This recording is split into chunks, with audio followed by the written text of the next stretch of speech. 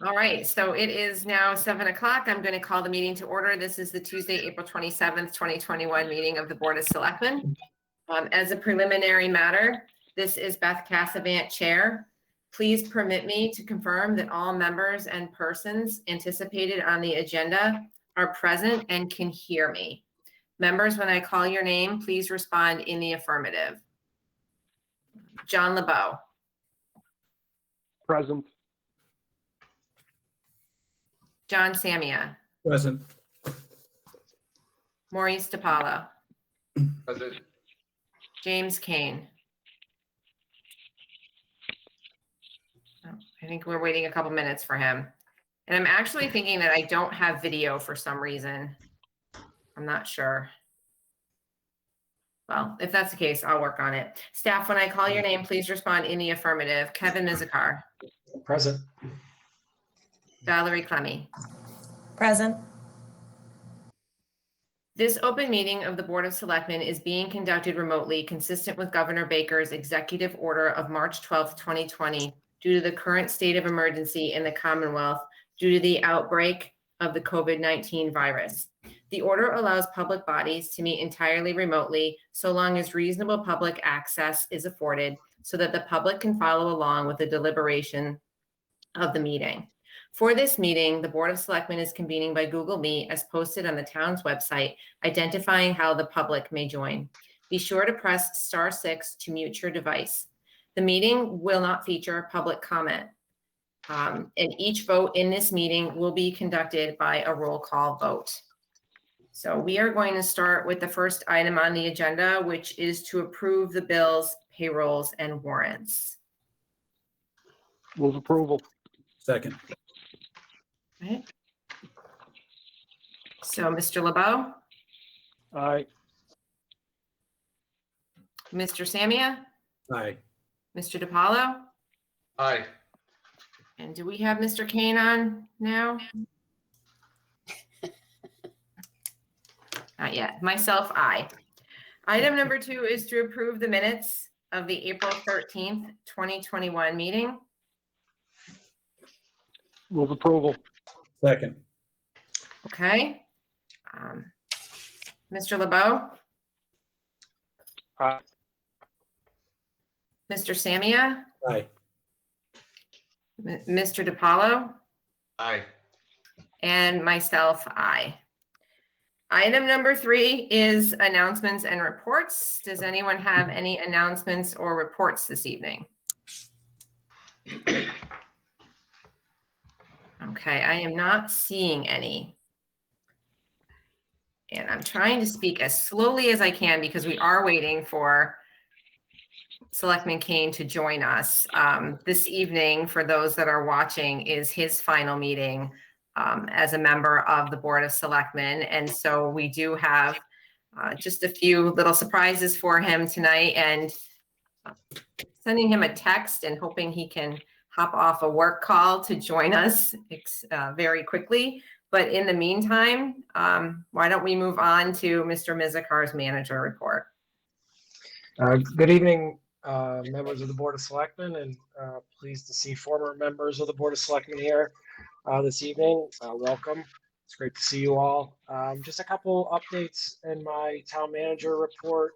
First, I wanted to let the board know that at your previous meeting, I think it was the second meeting in March, the board signed off on a letter requesting that the state increase the boat ramp charge fees to $20, and the state came back and agreed that we need to increase, but asked that we pilot $15 per parking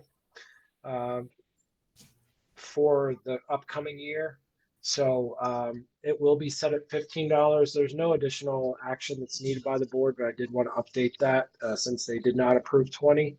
And then just a heads up to the board that I have started working on my self-assessment part of my annual performance appraisal.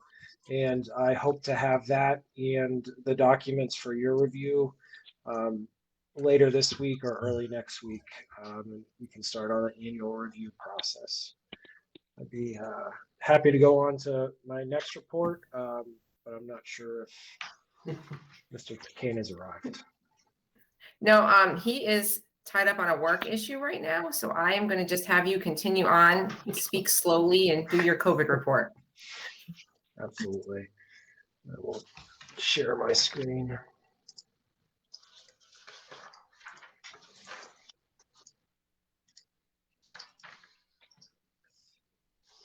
So happy to say we have much more positive news. We're trending in a really good direction now with COVID. We have seen 60 cases from the last Board of Selectmen meeting. That's a significant decline.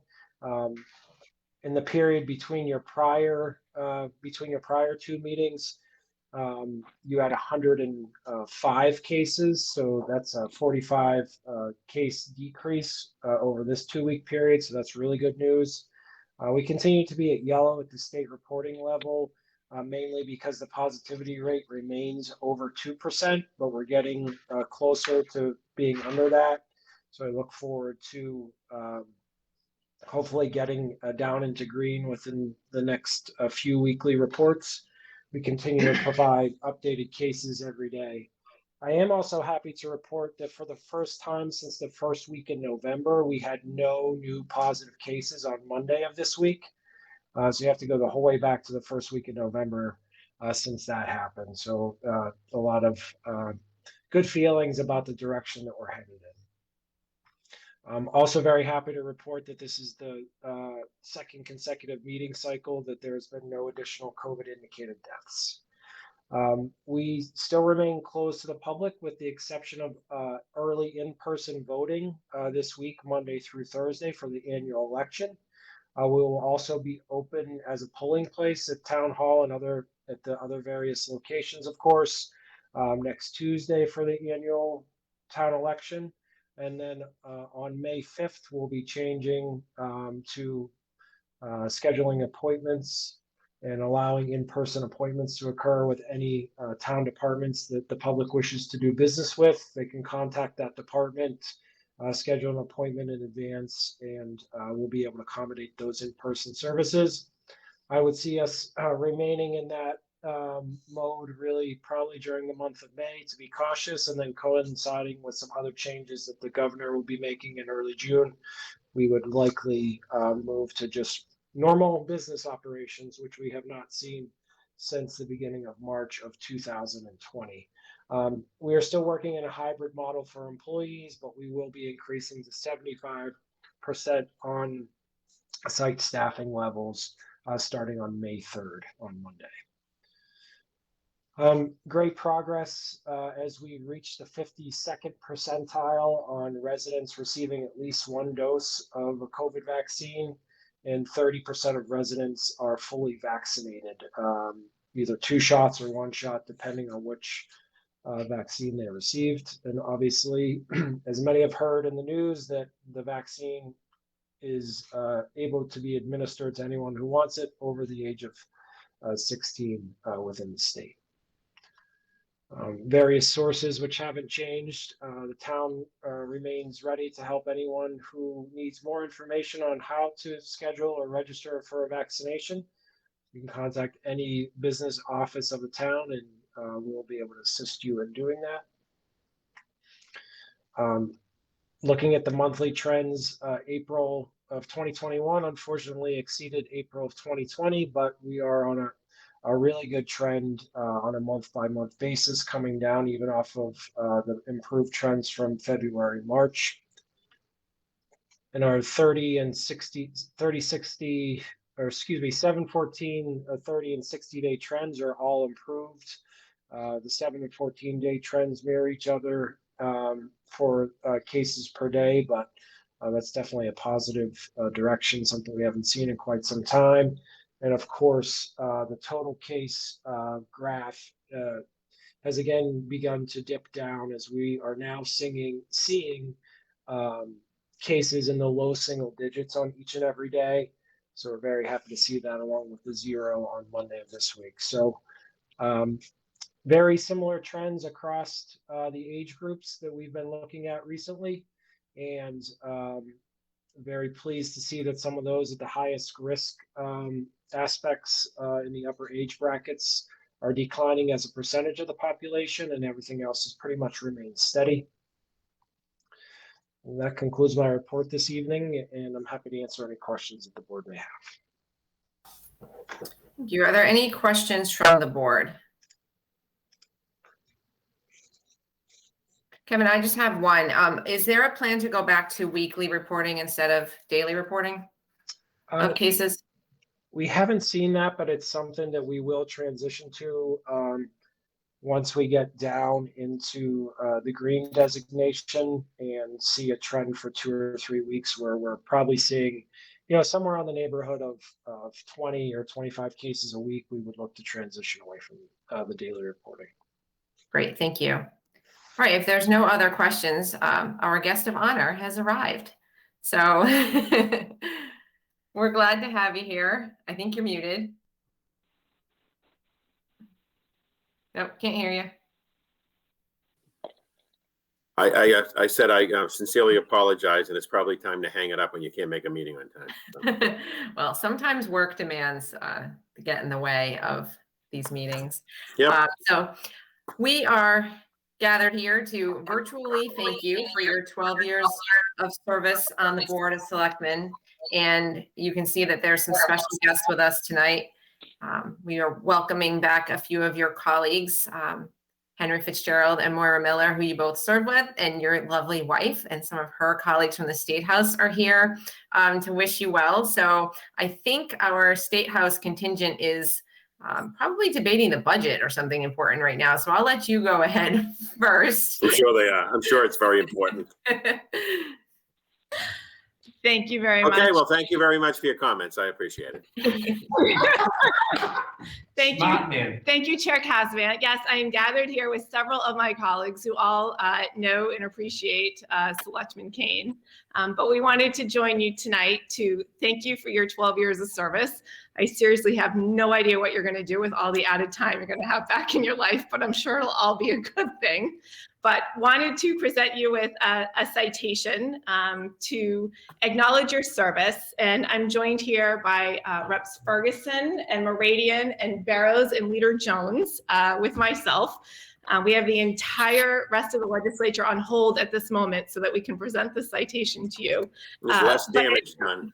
It says, be it hereby known to all that the Please Massachusetts don't read it. Please don't read it. Thank you so much. Please don't read it. offers its sincerest congratulations to Selectman James F. Kane in recognition of your distinguished record of 12 years of dedicated service on the Shrewsbury Board of Selectmen.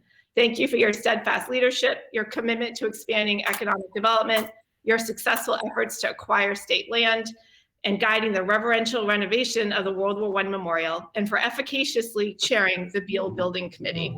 And it is signed by the Speaker of the House, Mariano, and myself and my colleagues. And we just wanted to chime in and thank you for your service. Hey.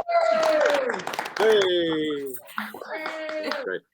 Thank you very much. I appreciate that. All right, back to work. Okay. All right, Jim. There you go. Back to it. Thank you. See you, buddy. Congratulations. See you around. Thank you for joining us. I apologize. It's embarrassing, but I'm No, sorry. I'm thanking Hannah for joining us. And Oh, also wow. I'm sure that she will now frame the citation for you and hang it in the garage where you can look at it Sure. every day. When Absolutely. you're not spending your time here with us. I also would like to allow your former colleagues, Henry and Moira, to say a few words if they would like to. Sure. Well, Jim, I'm glad you found the time to join us tonight.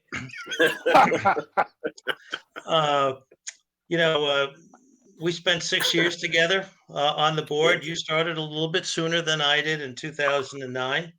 And I think about all the energy and effort you've put into things. And there are people who have certain skills but don't know quite how to apply them.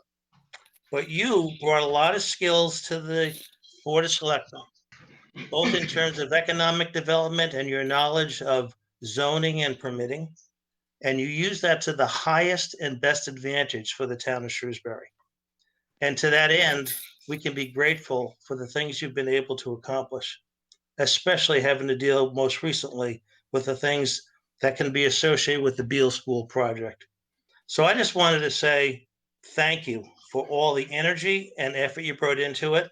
And I know this isn't the end. You're just going to be transitioning to something new. And I want you to know that we wish you luck in that endeavor too. Well, thank you very much, Henry. Henry, I liked sitting next to you. I remember one night, John LeBeau, I think, heard this exchange. We did it. It was an endless meeting going on till probably 9:15, 10 o'clock for us, late night. And I said, I looked over at you and I said, Henry, I'm exhausted. I want to go home. And you looked at me and said, well, if you'd stop asking questions, we might be able to. So that was a great exchange. But thank you very much, Henry. I enjoyed working with you. Thank you. And we'll let Moira go ahead next.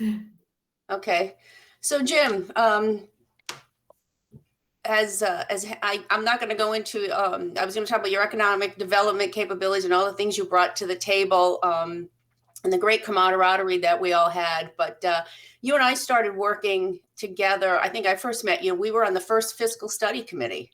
Right. So talk about going back a bit, and then it was just a pleasure to work with you again on the board. For me, one of the skills that you brought was that you were always able to see to the core of a problem and kind of get us to what the issues really were. Some of my favorite phrases you love to use, getting us, keeping it within the four corners and basic block and tackling. Those were things that, certainly you didn't make up those phrases, but they were used frequently and kind of kept us on track. And I always appreciated that.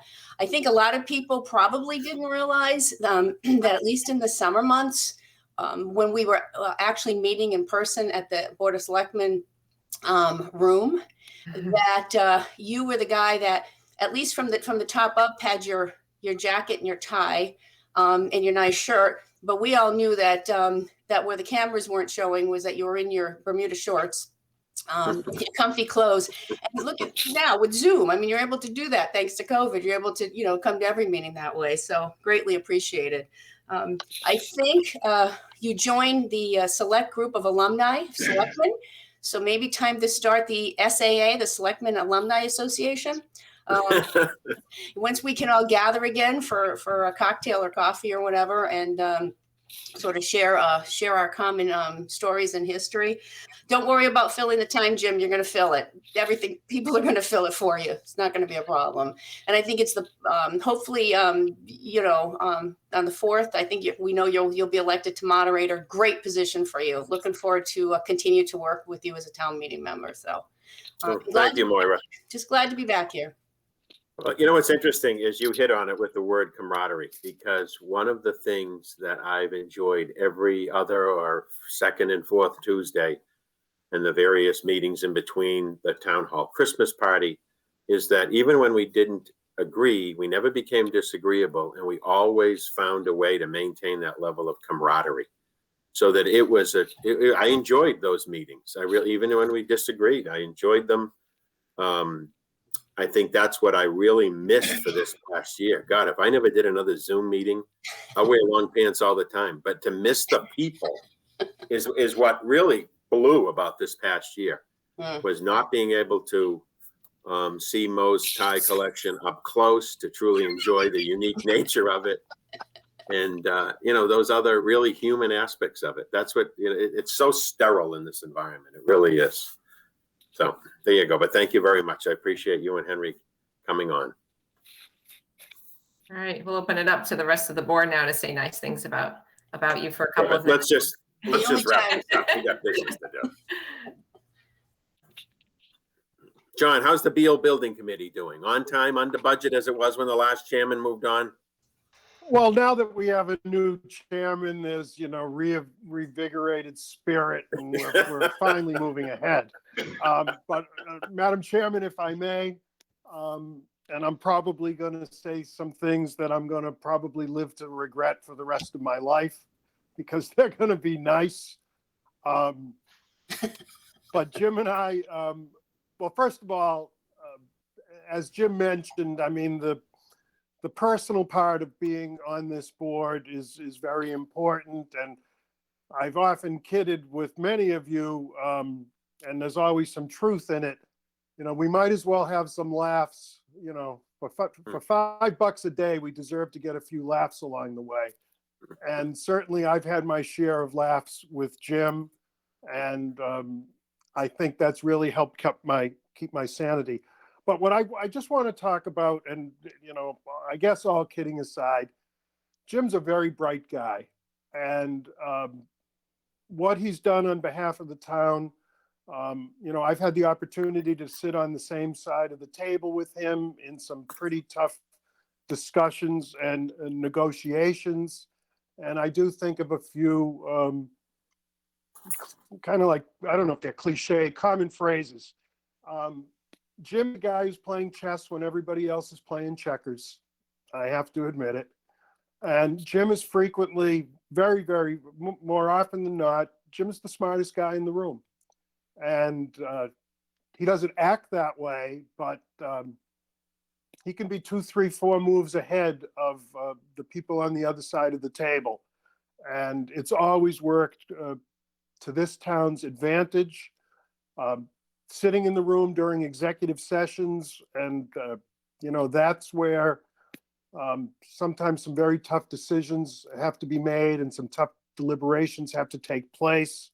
I've always put great value in the fact that Jim was there with us. So you've done a great service to the town, and I've learned a great deal from you, and I'll miss you in this role, but certainly I look forward to continuing to work with you. And you know, as we live down the street from each other, we frequently are passing each other's houses and just checking up on each other on a regular basis. So thank you for putting all this time into this. It's been time very well served, and this community has benefited from it. Well, thank you, John. But as I constantly say, in with regard to this, it's the people, all the people. We worked so well together. I've worked under 2 fabulous managers, town meeting, the various boards and commissions. Every time there was a chance to figure out how we could all contribute to move the town ahead, I think everyone rallied around and found that. I do appreciate your comments, though, John, and I've had them taped. Yeah, I was afraid of that. Yes. Madam Chairman, if I could pile it on.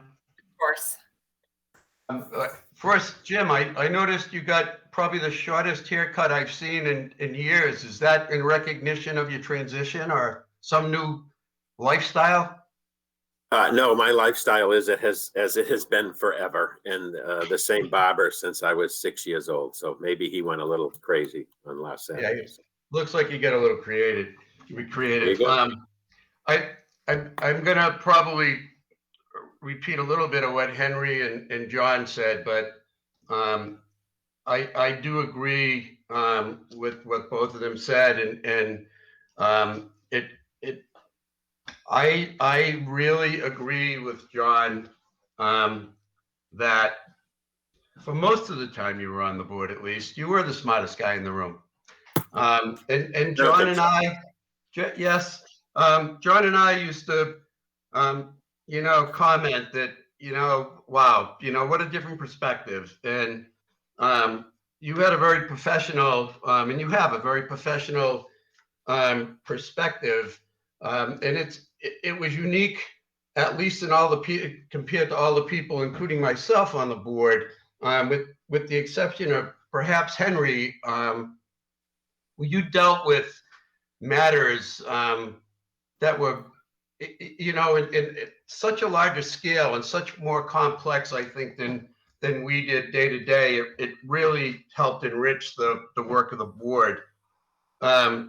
So I wanted to add that I think your experience in negotiating and in land acquisitions and land development helped us a lot.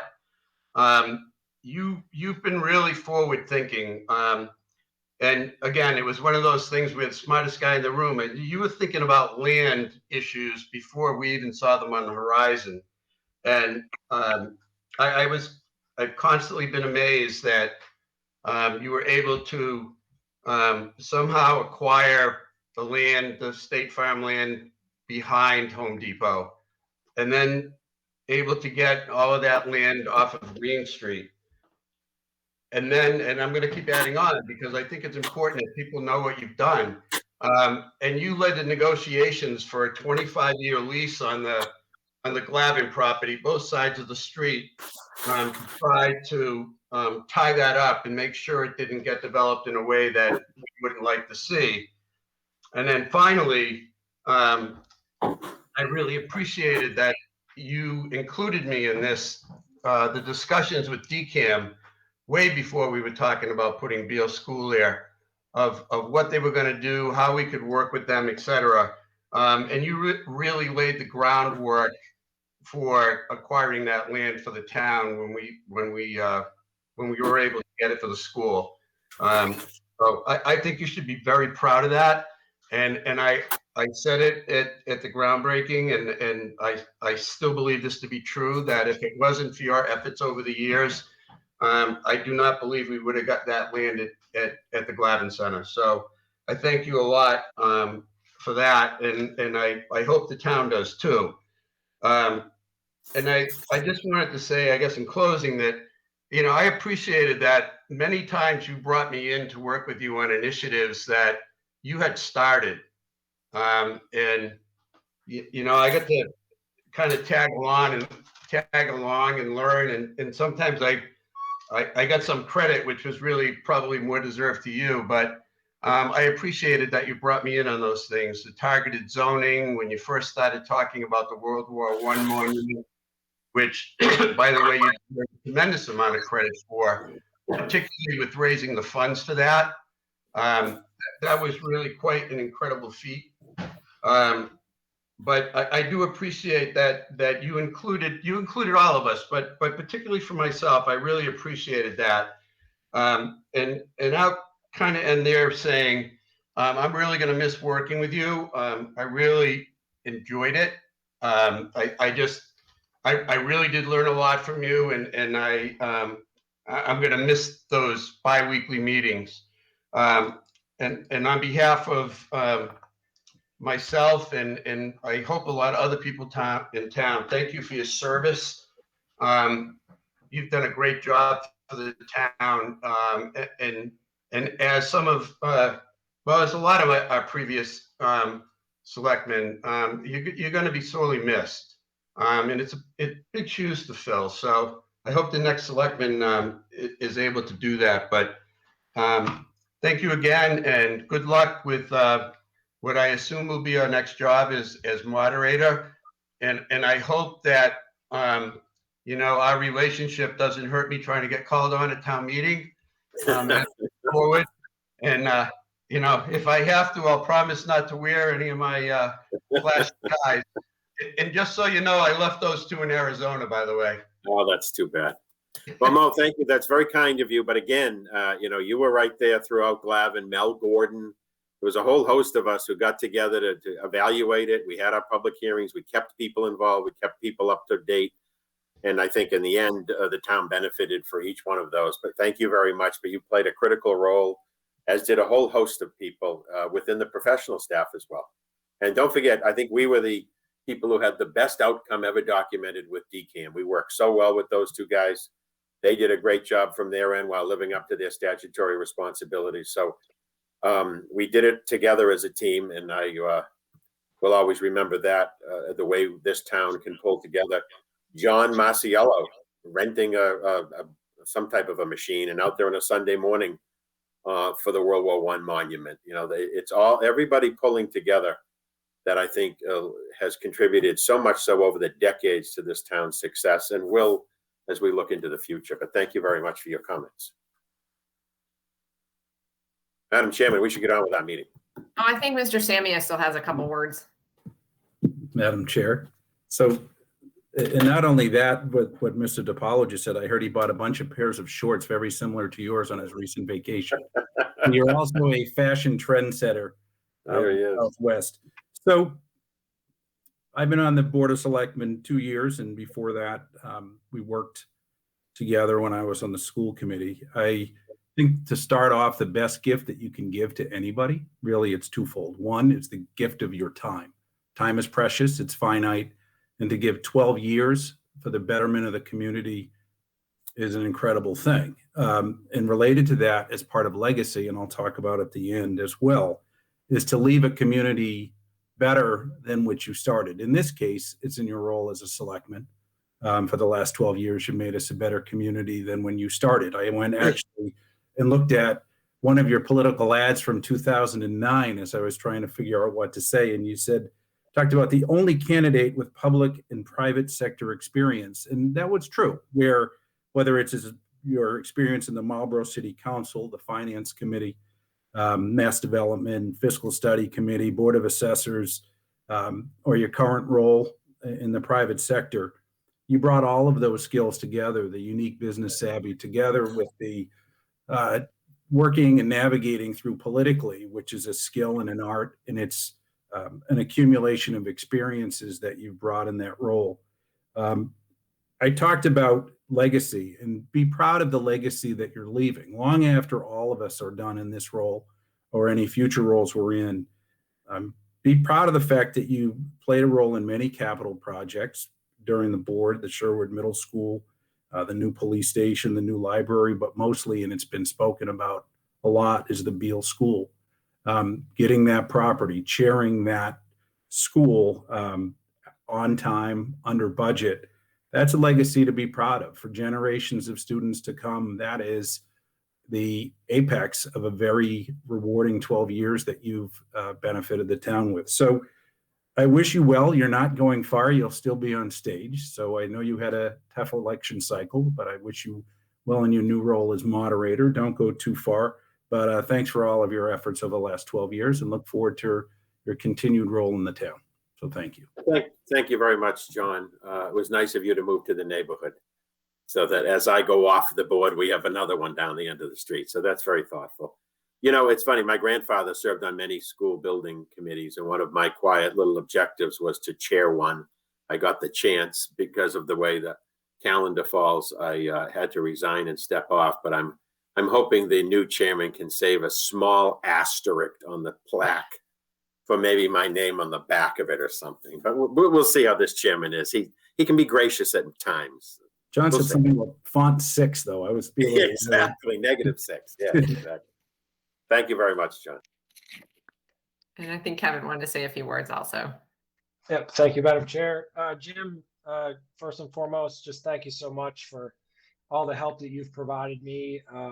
You know, we first met in 2012 in a meeting there in the Selectmen's room at an event that you pulled together with regional town governments. And I've always been kind of struck by that knowledge of government and the professionalism that you have. It's a wonderful edge, honestly, that I haven't really seen or experienced since my early days in Washington, D.C., just that, you know, knowledge. And it really helped me professionally. I knew I always had to be sharp on presenting an idea or, you know, picking up the phone to call you or having a conversation with you. And during those conversations, you know, you've always encouraged me to think months in advance, and many board members have already touched on it this evening, just always out ahead of everyone in your thought process and your thinking. That's definitely helped me as we tackled issues, and I just wanted to thank you for that. You also have given me advice, and I hope I can still receive it, you know, like a true mentor. You know, that's huge to transitioning into this role. And I'll only ever get to say this once. You were the first Shrewsbury board member to call me after my appointment was made, and you know that was a joyous call. So that was a lot of fun for me.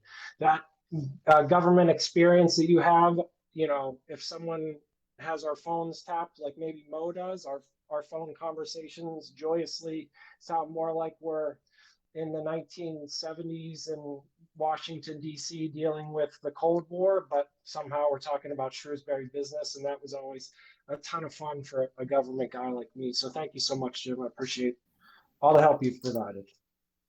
Well, thank you, Kevin. I think you're doing a great job. I think you'll continue to do a great job. it was that meeting when you were an assistant in Grafton, I think, that I said to John LeBeau, either that evening or the next time we had a meeting, I said, there's our next town manager. So whether you knew it or not, some were already picking you for the slot based on that one meeting. So there you have it. Thank you very much. So Beth, could I just jump in for a sec? Kevin, just to set the record straight, the only reason he was the first one to call is because he blocked everybody else's phones. I knew I'd get some flack for saying that, but I could only say it once. Well, Jim, I don't know that there's much left to say, except for that I have not been in town long enough to know a Board of Selectmen without you on it. And so I know that I will sincerely miss having you sitting beside me when we finally return to the meeting room. I will have a lot of mints to myself because you won't be taking them from my drawer. But I am going to miss just the way that you think about things, the way that you look at the world, and all the support that you've given me in so many ways, from running for the board to really being a mentor to me as I've grown as a board member. So we don't want to turn you away without something to remember your 12 years of service by. So I'm going to remove this small dog from my lap and see if I can maybe show you what we have for you, and we will find a time to come and drop this off and visit you now that you're going to have some extra time on your hands. But this is Norman Rockwell's freedom of speech, and we thought this would be appropriate for you because the gentleman in the photo has his town meeting warrant in his pocket, and as you transition into a new role as the moderator, we thought that this really did show both your role as a selectman and the new role that you'll be heading into. So we'll find a time to bring this by to you. Thank you very much. That's very kind of all of you. Thank you. And I'd just like to thank everybody that joined us tonight to be a part of this special evening. I just wish it could have been in person. Thank you all very much. It's very kind of you.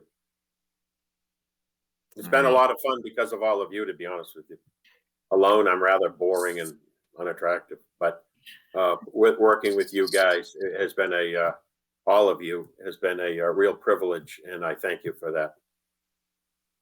All right. Well, I guess we have to get back to like the actual agenda now. Yep. But thank you, Moira and Henry, for joining us, and Hannah, still busy at work in Boston. Bye. Thank you. All right. Thank That you. brings us to item number 6 on the agenda, which is the preliminary January 2021 valuation of the retirement system. Thank you, Madam Chair. I am going to once again share my screen if I can get everything reorganized here.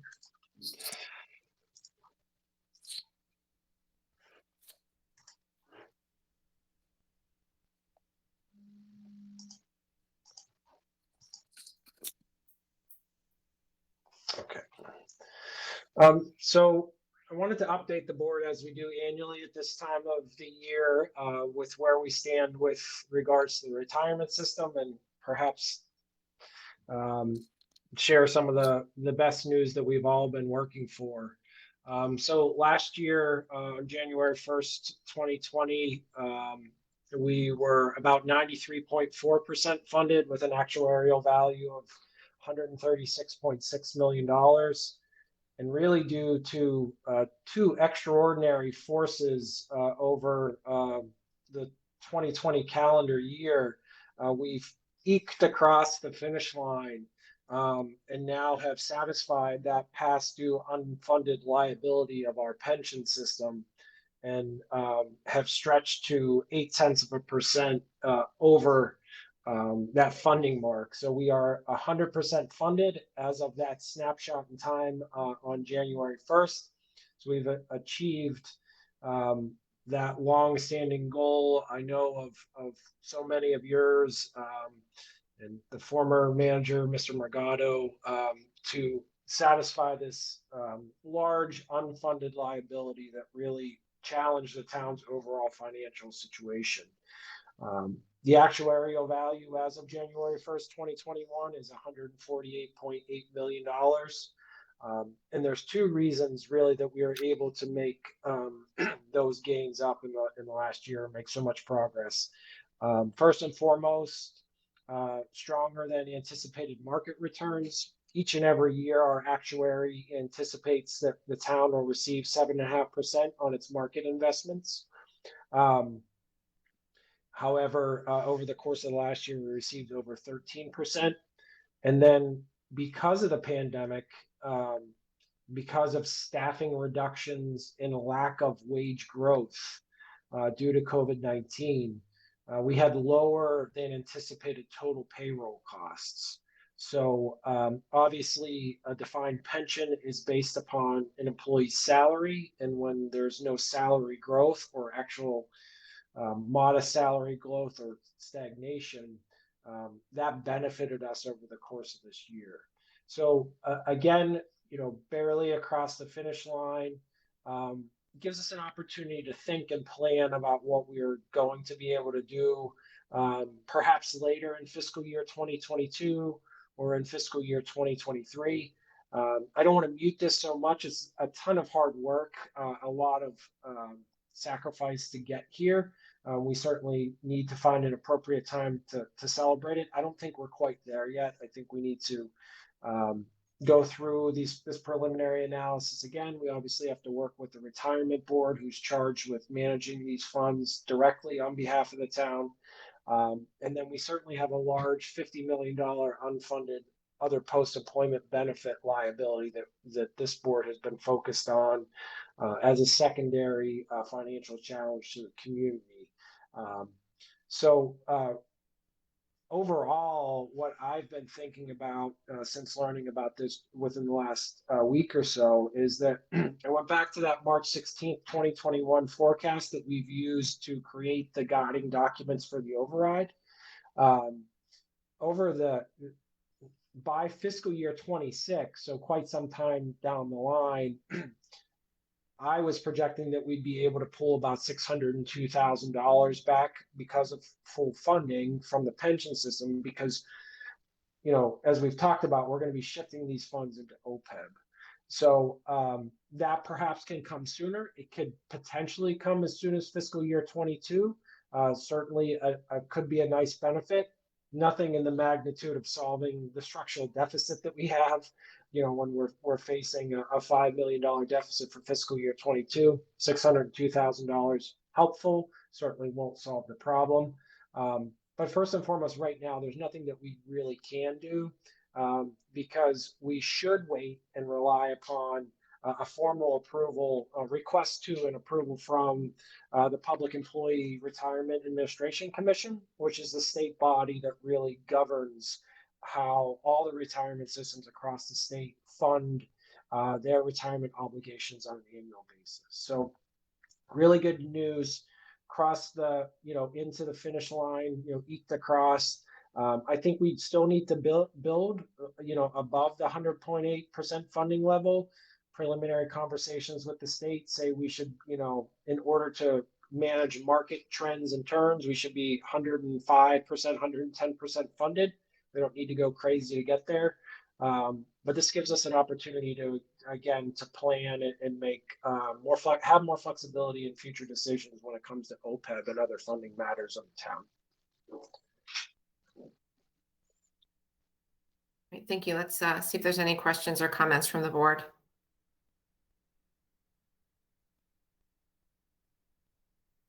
Madam Chair. Mr. DiPaolo? I think we all should be congratulated, and the people who have worked on this for 30 years or more try to get this thing funded. It is an incredible feat. I'm excited about it. I also think we need to be conservative on what we think we can do with these funds in the future. I can remember many years back where one year we were 97% funded. We were all patting ourselves on the back and there was a big market correction, more than a market correction. And we found ourselves the next year or 2 years later, because we were doing the assessments every 2 years, at somewhere around 73%. So this isn't, something where you get a pile of money that the value is never going to change. So I know that we all think we need to be careful on this, but this is going to take a lot of thought of how we move forward with this money, because as I'm sure you all know, but if we take however much money, just say we took $2 million and say, well, we're free now, which we can't do yet because of PARAC, but just let's say we do, and we put it in the operating budget, and we have a big market correction and we're 90% or less funded, we just created another cliff. So I just think, more for the public to be aware that we didn't just find a pot of gold here. This is a little more complicated than that. And a conservative, tried and true path forward is what's going to keep us in this position. So I just wanted to mention that.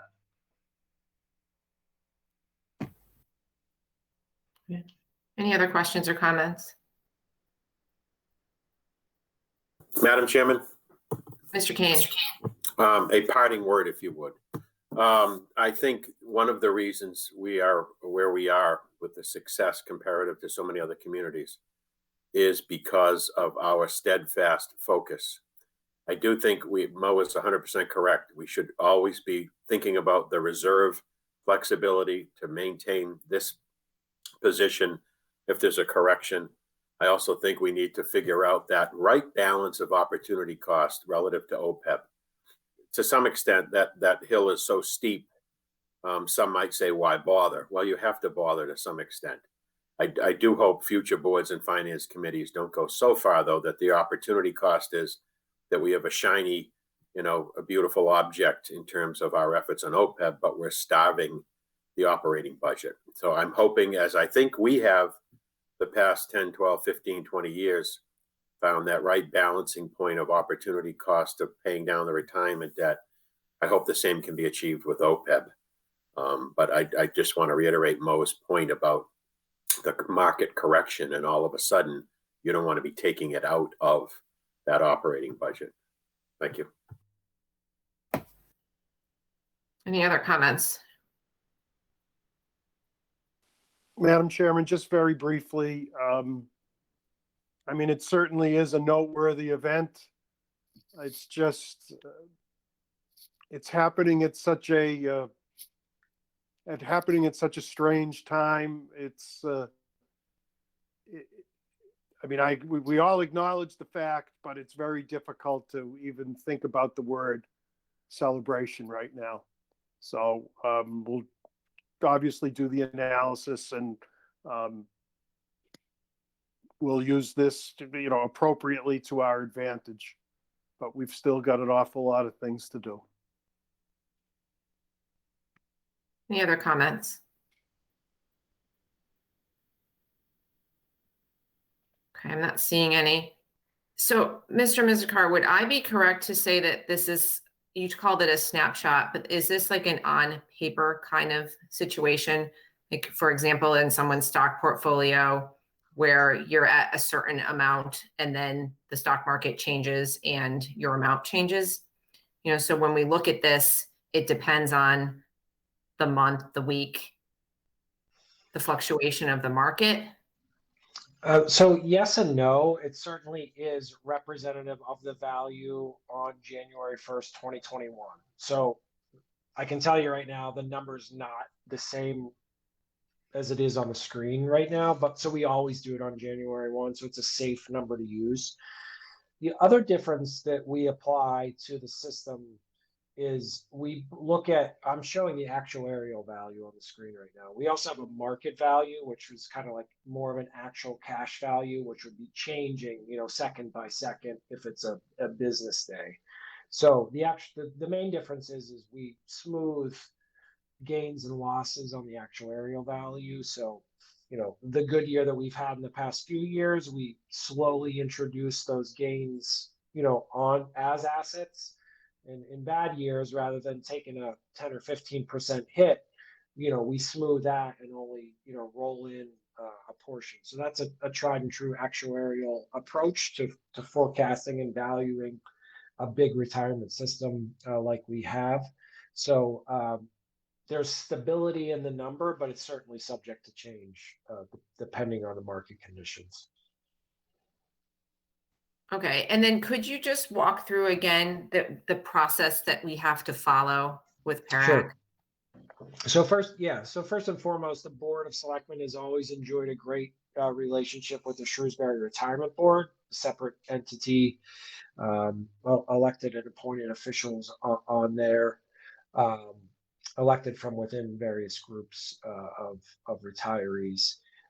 So the Retirement Board will continue to analyze where we are and work with their financial advisors. And then if we want to make a change to the funding schedule, because we're comfortable in doing that, we have to petition PARAC, the Public Employee Retirement Administration Commission, and ask them to change, to allow, for permission to change the amount that we fund the system by. Right now, they're expecting us to fund it at $3.3 million, as you know, which is in the budget. We would have to make a business case to them to change that amount for funding in fiscal year 22. We would have the opportunity to do that, at a fall town meeting or something, once we really analyze this, see where the market trend is going this year, and any other changes we would need to make to the system. Okay, thank you. Any other questions before I ask one last one? I think we've talked before about how there's always going to be something in the budget for pension and OPEB, and that those numbers will fluctuate based on where the needs are. And I was just hoping maybe you could speak a little bit to that, because I think it's helpful for people to understand. Sure. Yeah, so we need to think about pension and OPEB as a total retirement system department, if you will, when it comes to budgeting, in two separate line items. One line item being OPEB, which is other post-employment benefits, the town's responsibility for our contributions to retirees' health insurance. And then the other is the pension cost, that defined benefit that employees who retired from the town of Shrewsbury would receive as a pension. So those two line items very much need to have flexibility. Since we don't have direct funding obligations from a state entity for OPEB yet, at least, I would see working between those two line items to kind of mirror or reflect the market conditions. So if we have a down year, we'd put a little bit less into OPEB, a little bit more back into the pension. If we had a good year, kind of vice versa, and start to pull down, draw down, and satisfy that outstanding OPEB obligation. Without it, as Mr. DiPaolo said, and others have said, you'll lose the flexibility to be able to respond to changing market conditions, and you'll find yourself at, undesirable funding levels and kind of have to start over again and find new money to contribute to the pension system. And, finally, but maybe I should have started here, there's always a normal cost. There's always an annual cost that the town will make into the pension system, even when we're 100% funded. And that reflects, the town's current contribution. So it's not a big amount. It's, around $600,000 a year, but that number will always be there to kind of satisfy the ongoing administrative and costs. Pension systems largely, once it gets fully funded by employees through 11 or 13% payroll deductions. I don't know if a lot of folks know that, but it is mostly self-funded. But the town does have funding obligations on an annual basis as well. Thank you. All right, if there's no further questions or comments, we can move on to item number 7, which is the fiscal projection 2, implications of a no vote on the operating budget. So I'll turn it back to you, Mr. Mizikar. Thank you. So just wanted to share 2 slides. Really, this is kind of a hard exercise, I know, for all of us to go through. It's not something that I was even comfortable doing in the confines of my own office and my own home. It's just really tough to think about what would happen. So just wanted to go back to start with fiscal projection 1.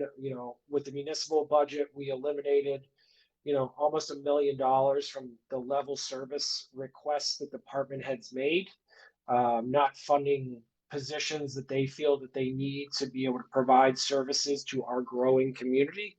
Whether that's in parks, in the library, in the police department, in highway, departments are struggling to keep up as the community expands and continue to grow. The school budget, of course, had a larger number. It received a little bit more focus because there's built-in discrepancies or friction, really in the budgeting process, where the town manager makes a recommendation based on revenue and the superintendent makes a budget request based on the true and accurate needs of the school district. So there's about $4.9 million difference between what the town manager, myself, was proposing to fund the schools with and what the superintendent feels he needs to do to carry the current educational program forward, including the opening of the new Beale Elementary School, which is a critical part of the educational system that this community has recognized and agreed to, for the last 5 or 6 years or more, because we have overcrowding in our elementary levels. So if I look a little deeper into the municipal budget, it's about $30.5 million. And then kind of pulling a couple layers of the onion back, if we look at the non-utility payroll, and why it's important to look at non-utility aspects of our budget is because our utilities are self-funded through rates, through water rates, sewer rates, pay-as-you-throw bag fees. So eliminating those, reducing those doesn't make any sense. They're not freeing up any relief to the taxpayers or any additional funds that come in from the taxpayers, because they're not funding things within the general fund of the budget. They're out in the utilities, which are separate business units of the town. So, if we look at the non-utility payroll, it's about $13.6 million in total, much smaller than the schools, which is, around $60 million.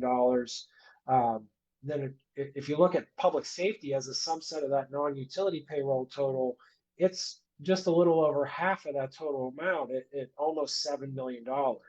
So right away, we, the pie itself that we have to reduce from keeps getting smaller and smaller and smaller. So if you eliminate that public safety aspect of the budget, assuming, I know, in my position and talking with our public safety officials, we're barely staffing police shifts right now because we're putting people through the academy.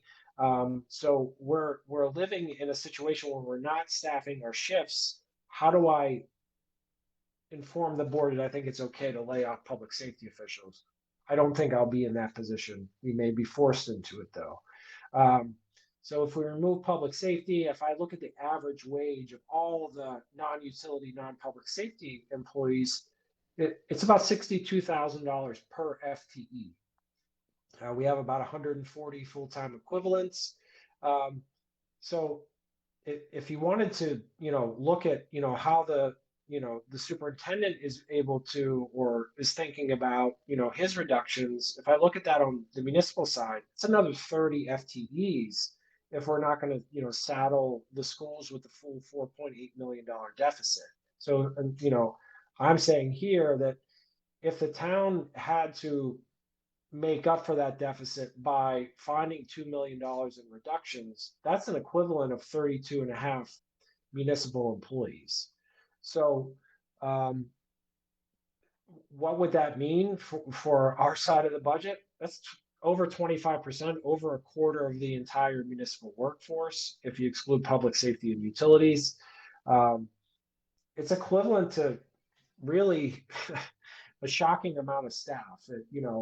All staff, just using theories. Obviously, we wouldn't take this approach, but what it really means is it's equivalent to all staff of the library, the planning, the building department, veteran services, in the council on aging. I mean, that's what 32 employees are on the municipal side of the budget. Or it's all the staff of the assessor, the town clerk, the town manager, the treasurer collector, the accountant, and DPW administration. So devastating. If we look at public safety, since we can't eliminate all these departments in total, we're obligated through state law and just the general commitment that we have to the community I see no way where we wouldn't be able to, where we wouldn't have to make cuts in the non-utility departments, and also then look at public safety departments, probably having reductions in the magnitude of 8 to 12 police and firefighters in order to come up with this $2 million in the scenario that I'm presenting here. But again, it would still saddle the school with about $2.8 million in reductions that they would have to make on their side. So again, it's a scenario. Obviously, a lot of challenges on both the town and school side. Anything like this would just be utterly devastating to municipal government. But I think it absolutely would be a reality if there is a no vote on the override. Questions or comments from the board?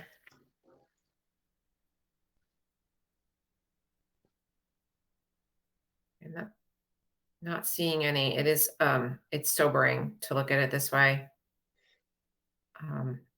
For people who maybe can't see the equivalent part of the slide, if they're watching on a smaller device, I mean, you're talking about the entire library, planning, building department, veteran services, council on aging. Like, that's what it would take to come up with $2 million in municipal side funding in order to stem some of the gap in the school department. And you're still saying there still need to be significant reductions. So there is no way to completely close that gap on the school department budget purely through municipal funds. Correct. And of course, none of us here wants to see a stripping of the municipal department services. It doesn't help to have a dismantled school department and a dismantled municipal department at the same time, ever, really. Any other comments from the board? Madam Chair, Mr. DiPaolo? I'd just like to add, people have said to me over the past few weeks, well, why can't you just use stimulus money, or whatever we're calling it now? We don't even know yet what that allocation is going to be or when it's going to be available. And if they're talking June, by the time we get any of that money, we're going to be into the next fiscal year. And we might be able to use it and come back and make changes, but we're already going to have to be deep into whatever the response is going to have to be by the time we know what we're going to be able to do with those stimulus funds. So, there's some bright clouds on the horizon, and at the same time, there's so much uncertainty with it that we have to start talking about this now, because we're not going to have much time to react after the election to get these budgets squared away, and particularly the school department trying to make adjustments with the teachers and classrooms and stuff. So it's unfortunate we need to be talking about this now, but I don't think we can keep our heads in the sand. And I think we have to be realistic on just what we're going to be able to do with that federal money. Anyone Madam Chair? else? Mr. Samia? Just to follow up with Mr. DiPaolo's point, that again, the stimulus money, in addition to the timing challenges, it is a one-time shot in the arm. And what we're looking at is going to widen the gap. It's going to create a larger cliff, because in year two, if you use, just for round numbers, say $1 million, that is not coming the next year. So you can't just turn around and spend $1 million. Doesn't follow that it's all available, in addition to the timing concerns. And just another variable that's not built in the budget, we've talked in the past, yes, there's stimulus funds, but a lot of the budgets don't assume additional costs related to COVID. We've had the benefit of the stimulus funds in the past. Some of the abstract challenges that aren't reflected anywhere would be lost learning, the time that people have lost, additional social and emotional health issues from all members of our community. Those are the numbers that they're not right now characterized in the budget. It goes, when you look at this slide and you said it's sobering, it really changes who we are. It drastically changes the community that we've grown to enjoy and expect. And that's what is at stake here. So going back to the stimulus money, it's not a cure. It's not a Band-Aid. It's help, but it doesn't cure anything. Thank you. All right. Yeah, Madam Chair, if I could just on the stimulus funding, just kind of one more way to illustrate it. I think if someone would look at their own personal monthly budget, their household budget, and look at that month when they received their own federal stimulus check from the federal government, one of the 3 rounds where they distributed funding. And if take whatever round number you want to use, let's just say you got $3,000.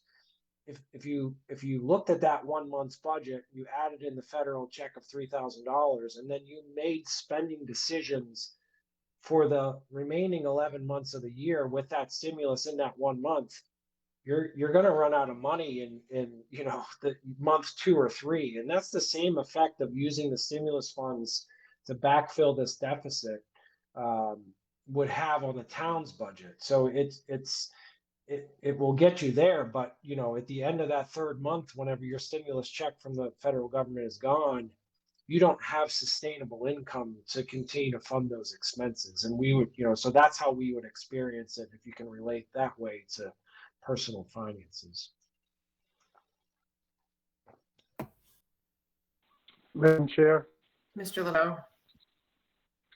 Mr. Mizigar, and I neglected to contact you in advance of this meeting, so I'm going to ask you if you might have something to comment on, a fact that you may or may not have readily available. But average residential tax bill, should the override pass, what is it? What will it be? But also, I believe, how it relates to average residential tax bills of either neighboring or comparable communities.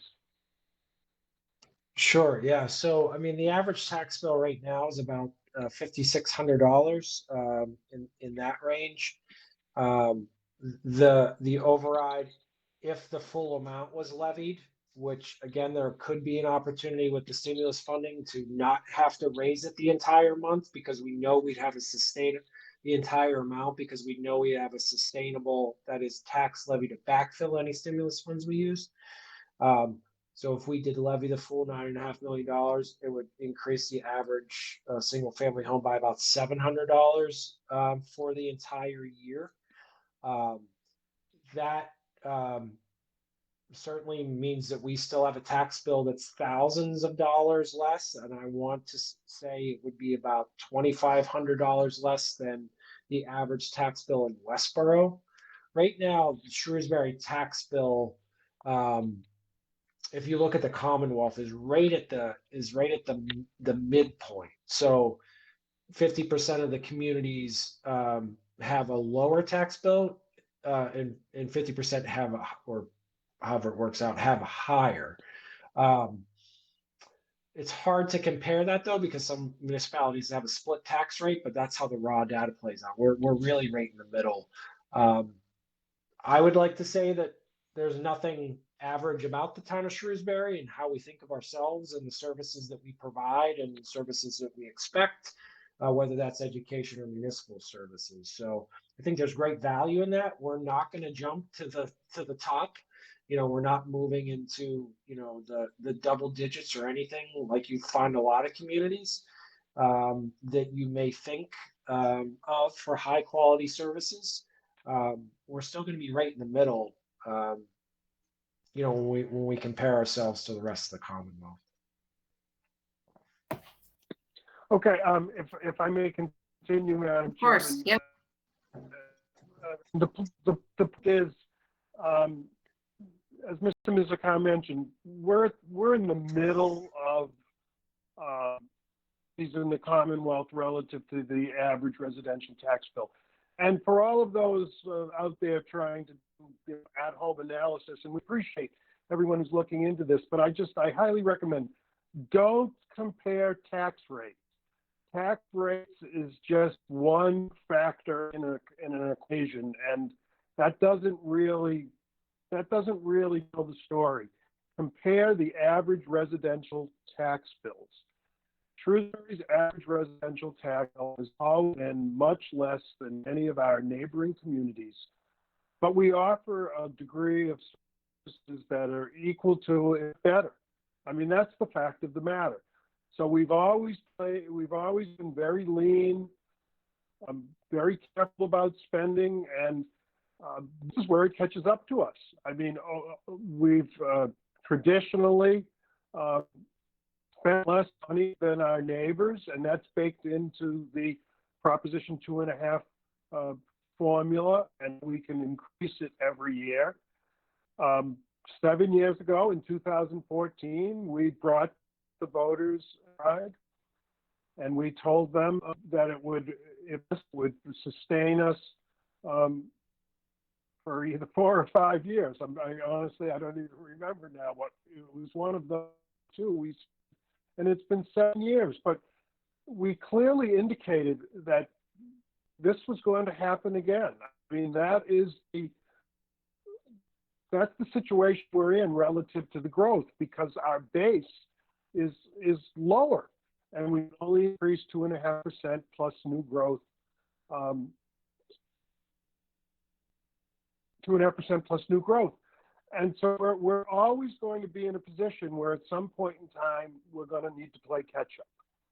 And, you know, does the board regret the timing that this would happen in 2021 when we're, you know, up to our eyeballs in a global pandemic? Of course we wouldn't want it now.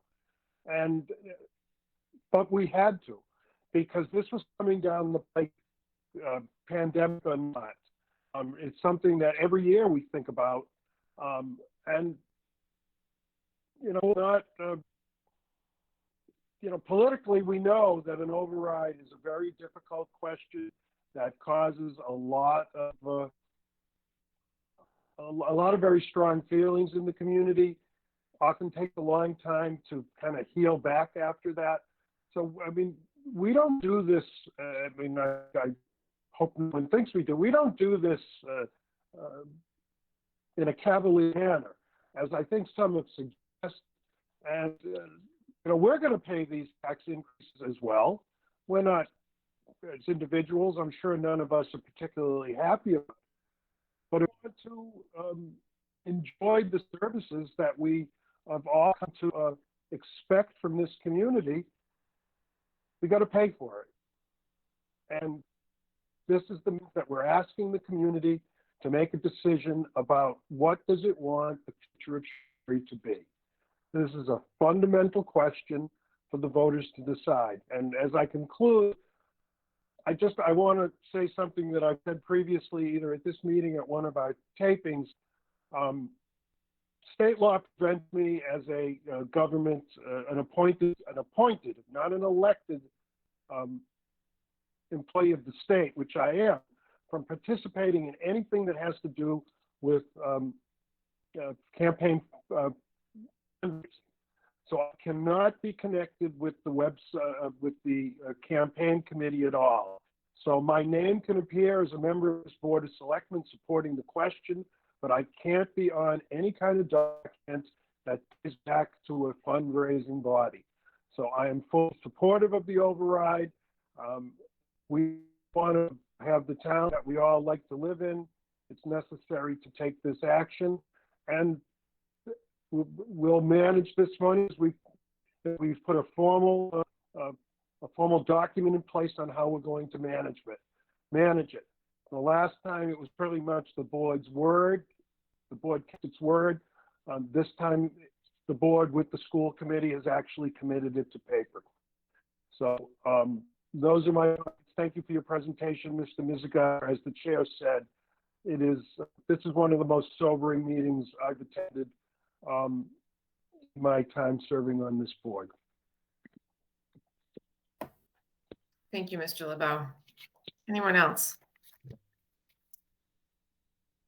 Okay, then we are going to move on to item number 8, which is to discuss the implications of Fallon Health ceasing commercial health insurance.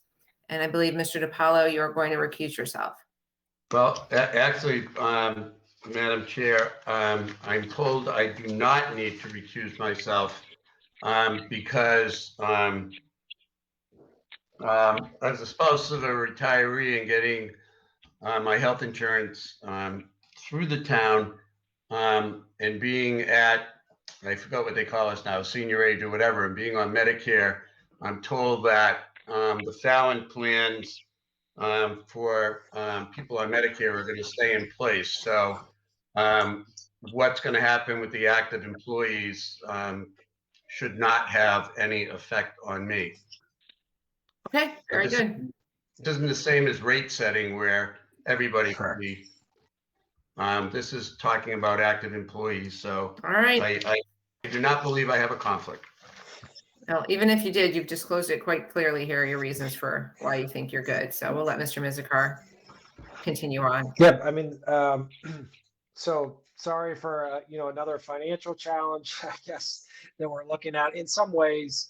But anyway, I just want to surface this with the board. Certainly, we provided notice, at the beginning of April when this information came to pass, but we've looked at the data, and I just want to share it with the board because we do face a challenge in this light. So effective June 30th of 2022, the end of next fiscal year, Fallon will no longer provide commercial health insurance for individuals. So that just means they're not going to provide private health insurers, insurance that everyone is familiar with. So, for Shrewsbury, that's a significant. It's a significant challenge for us because we're part of the West Suburban Health Group, which is a joint purchasing group of 10 other municipal entities. And we pool our resources to self-insure ourselves and manage risk and enjoy lower health insurance rates because of that. Fallon happens to be the lowest cost plan that's offered through the West Suburban Health Group. And because of that competitive advantage and price advantage, 709 of our 806 active employees take insurance through Fallon. So 88% of our employees are currently on Fallon plans. And they now know that, July 1st of 2022, that option won't be available to them.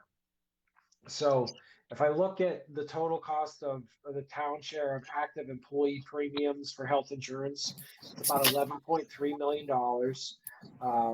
And then if I look at Fallon, on average for the town's contribution is about 8% less than the next lowest plan that's available for the town. So if nothing else were to change and everyone was just to move even into the next lowest, there'd be an 8% cost increase that the town would have to bear. Now, if I look at the total cost for all plans, Fallon's plans are on average 20% in total cost lower. But we incentivize employees so much to go to Fallon by picking up more of their cost share and still saving more money. So employees are being driven to Fallon because they have a more cost-effective product, and the town can afford to pay a percentage or two more, lowering the employees' cost and ensuring the town has a lower cost. So one good thing I think about this, if we looked at the entire West Suburban Health Group, we're not alone. We're one of the 3 largest employers that's in that group. The 2 other largest employers, with Town of Wellesley and the Town of Natick, also have similar Fallon participation rates. So and with those towns and other municipalities, 49% of all West Suburban Health Group subscribers subscribe to Fallon. So there's a critical mass there. We know we need to do something. And we've begun meeting as a West Suburban Health Group already to begin planning, going through RFP process for the next fiscal year and considering all other options that we have. Outside of the West Suburban Health Group, for the town of Shrewsbury, we're going to have to make a lot of considerations. We're going to have to explore the Government Insurance Commission, or the GIC, to see if that is the right path to take for employees and for the benefit packages that we offer. We can't afford, not only with the ongoing increases in the cost of health insurance of rising 5 or 6% a year, we can't afford to put an arbitrary 8% on top of that. So a lot will change over the next 8 to 10 months as we explore this. The West Suburban Health Group will work diligently, and we'll also work diligently directly for the town. But I wanted to kind of highlight this challenge to the board, which was unforeseen, until earlier this month.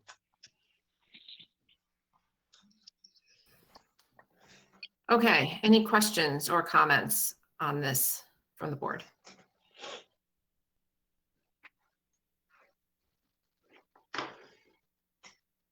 All right, well, thank you very much for keeping us up to date on these changes, as health insurance does continue to be one of our largest budget items and one of our most volatile every year as costs go up really significantly, where, we've seen just like a 1 or 2% increase or decrease means millions of dollars one way or the other.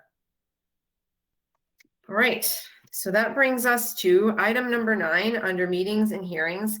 It's a 7:25 meeting with David Snowden, DPW Business Manager, regarding a water utility meter update. And I'd like to thank you, David, for being patient with us. We are like an hour later than your meeting time. But we are really happy to have you here and looking forward to the presentation on some of the work you've been doing with the metering. Of course, and thank you, and no apology necessary, Madam Chair. I just wanted to, thank you all, Selectmen, for the opportunity to discuss and share the work and accomplishments of the DPW team as it relates to the town's water utility.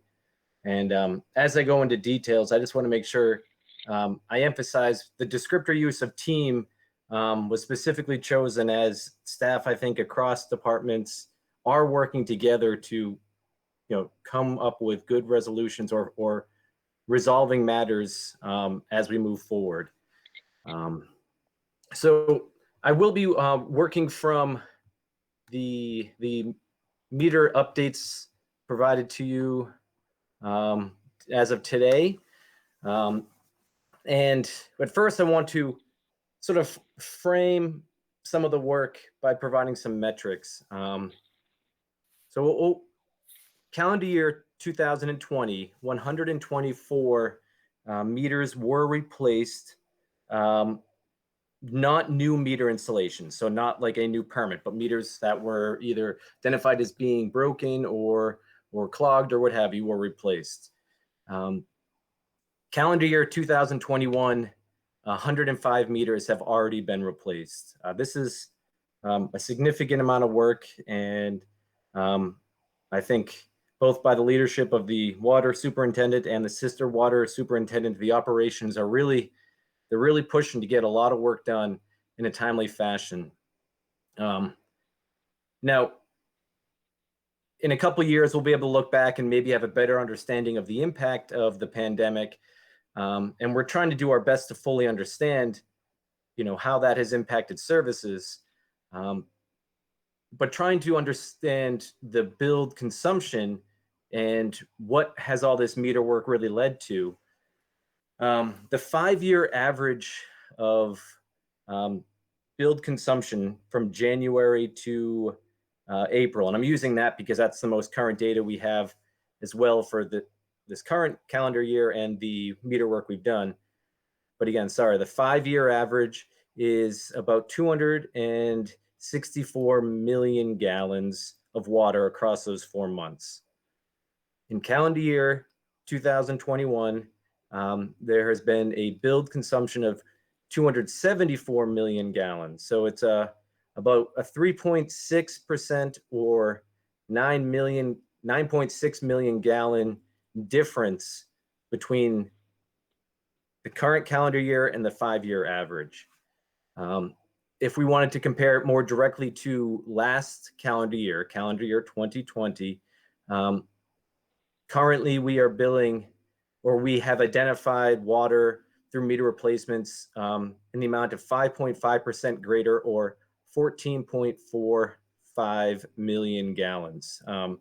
So again, we need to be cognizant of the impact of the pandemic and maybe more people being at home, but we also need to try to understand how much of this increase in usage is also based on a lot of the hard work that everyone has been doing.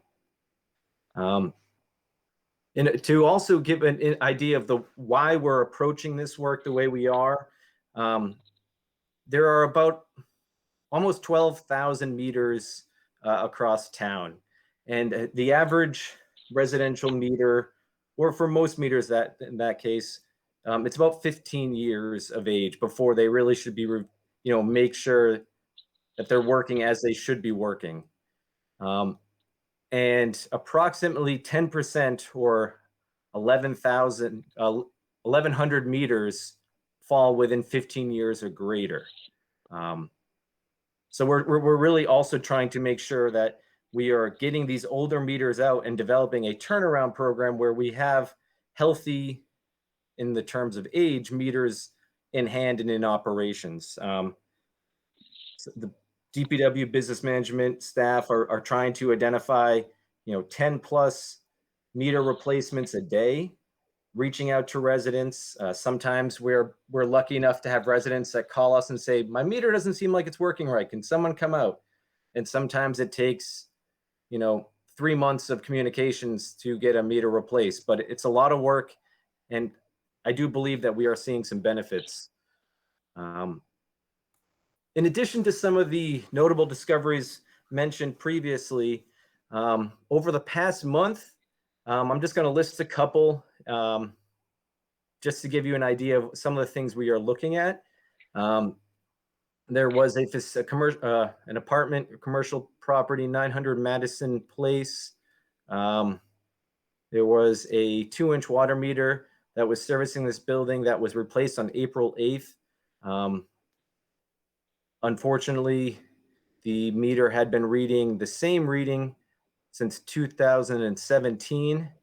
And over the 14 billing periods, estimated reads were used 9 times and 0 reads were used for 5 billing cycles. Again, looking at another commercial property, 307 Hartford Turnpike, there was a commercial meter that was replaced after reporting 0 consumption since November 2018. Now, not exactly a meter replacement, but there was a resident who reached out identifying an active storm drain on the Dartmoor, the Dartmoor Road, I believe, or Ave.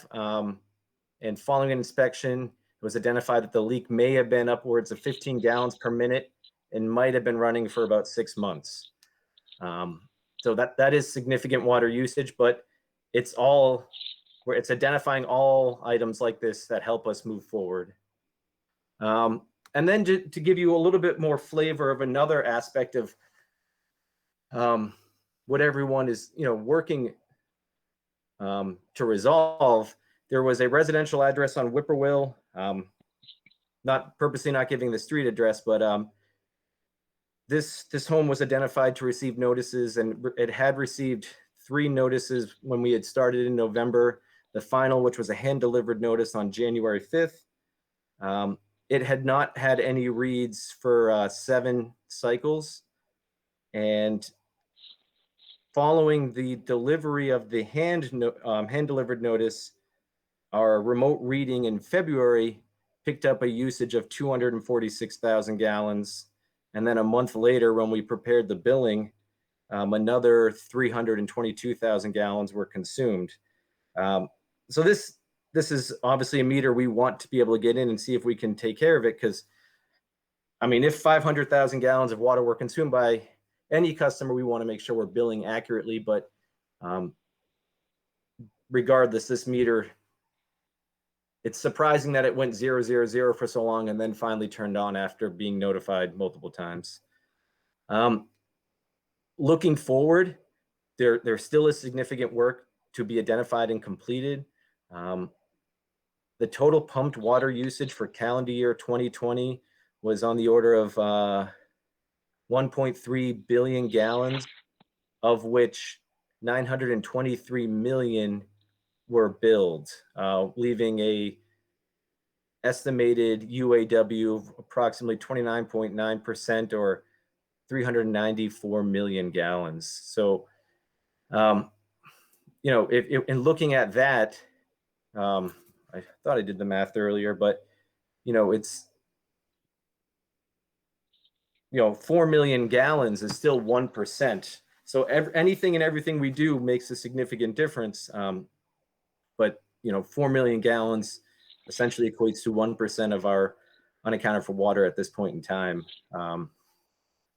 So that I can go over any item in more detail, or if we wanted to review any of the other notable findings from the previous board brief, I'm happy to do that. Just wanted to give an overview at this time. Thank you so much for that overview. Are there any questions from the board?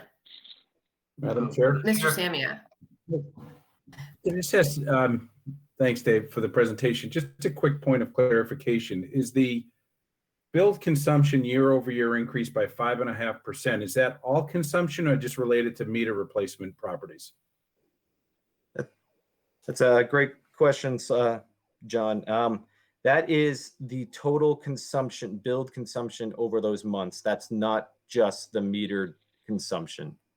Okay. Not just those identified meters. Does that make sense? Yeah, it does. And thank you. So a second question, have we been able to, or can we isolate those houses in which meters have been replaced to see if there's been any pickup? Like if we look at the 5.5% increase, some could be because people were home more in 2021 because of the pandemic. Otherwise, they'd be doing things elsewhere. But is there a way to maybe further granularize the data by seeing if these meters picked up additional gallonage above the 5.5%? I didn't know if there's a way to do that. Yeah.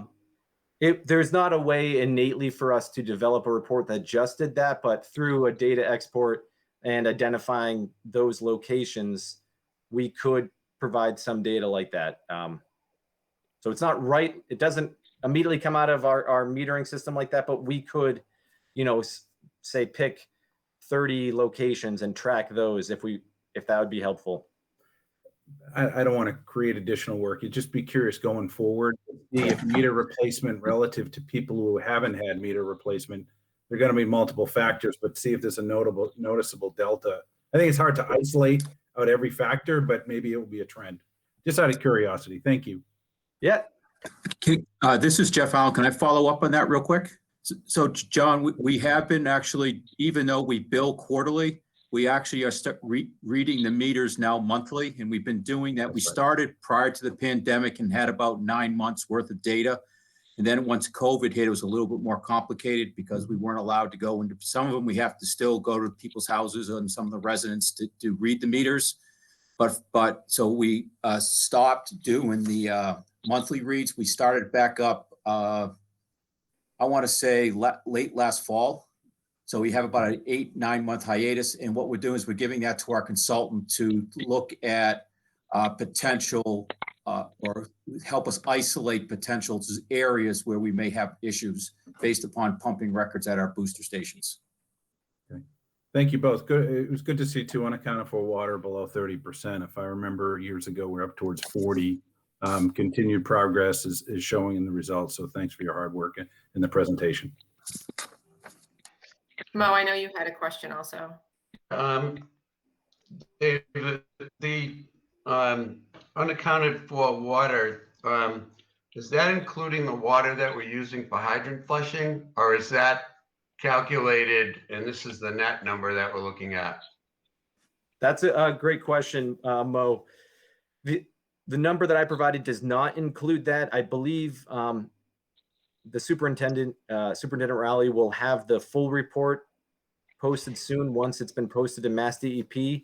That does add some usage, but if I were to guess, it would maybe be 8 to 10 million gallons reduced off of that. So it's important and we need to calculate it, but it's insignificant when you look at the 394 million gallons that we're trying to track down.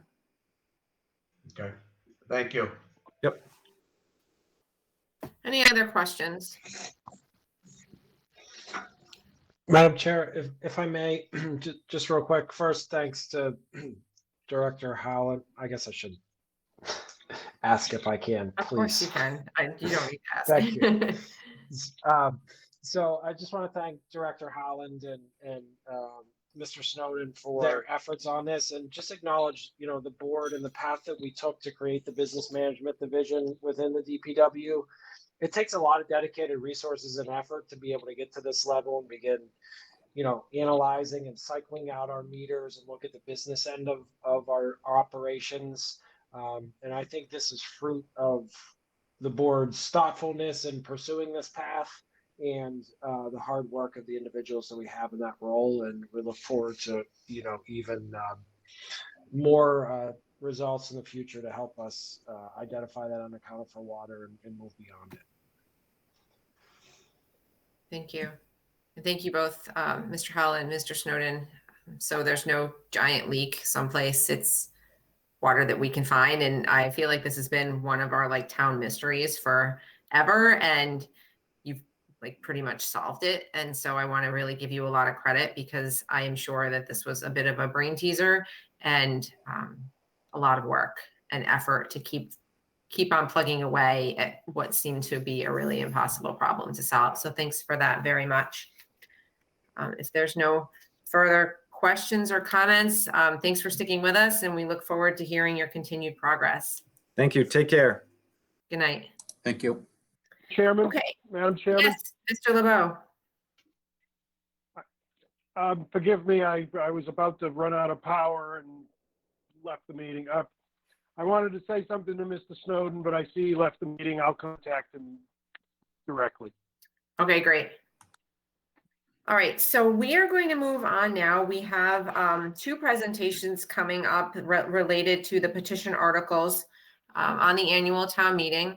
The first is a presentation by Diane Jones, Rachel Missel, and Isabella O'Connor, petitioners for Article 34 of the May 22nd, 2021 annual town meeting. So I'd like to welcome you all here. Thank you for joining us this evening. As is our tradition, we will give you 10 minutes, and I'll set a timer to be fair, to present your article. And then if there are any comments or questions from members of the board, we'll be able to entertain them at the end of your presentation. So I will turn it over to you. Thank you, Madam Chair. Let me see if I can get up a slide. Just takes a second here. There we go. I don't know if you all can see that. Yep, you're good. You're just okay, great. Yep. Great. Hi, my name is Diane Jones.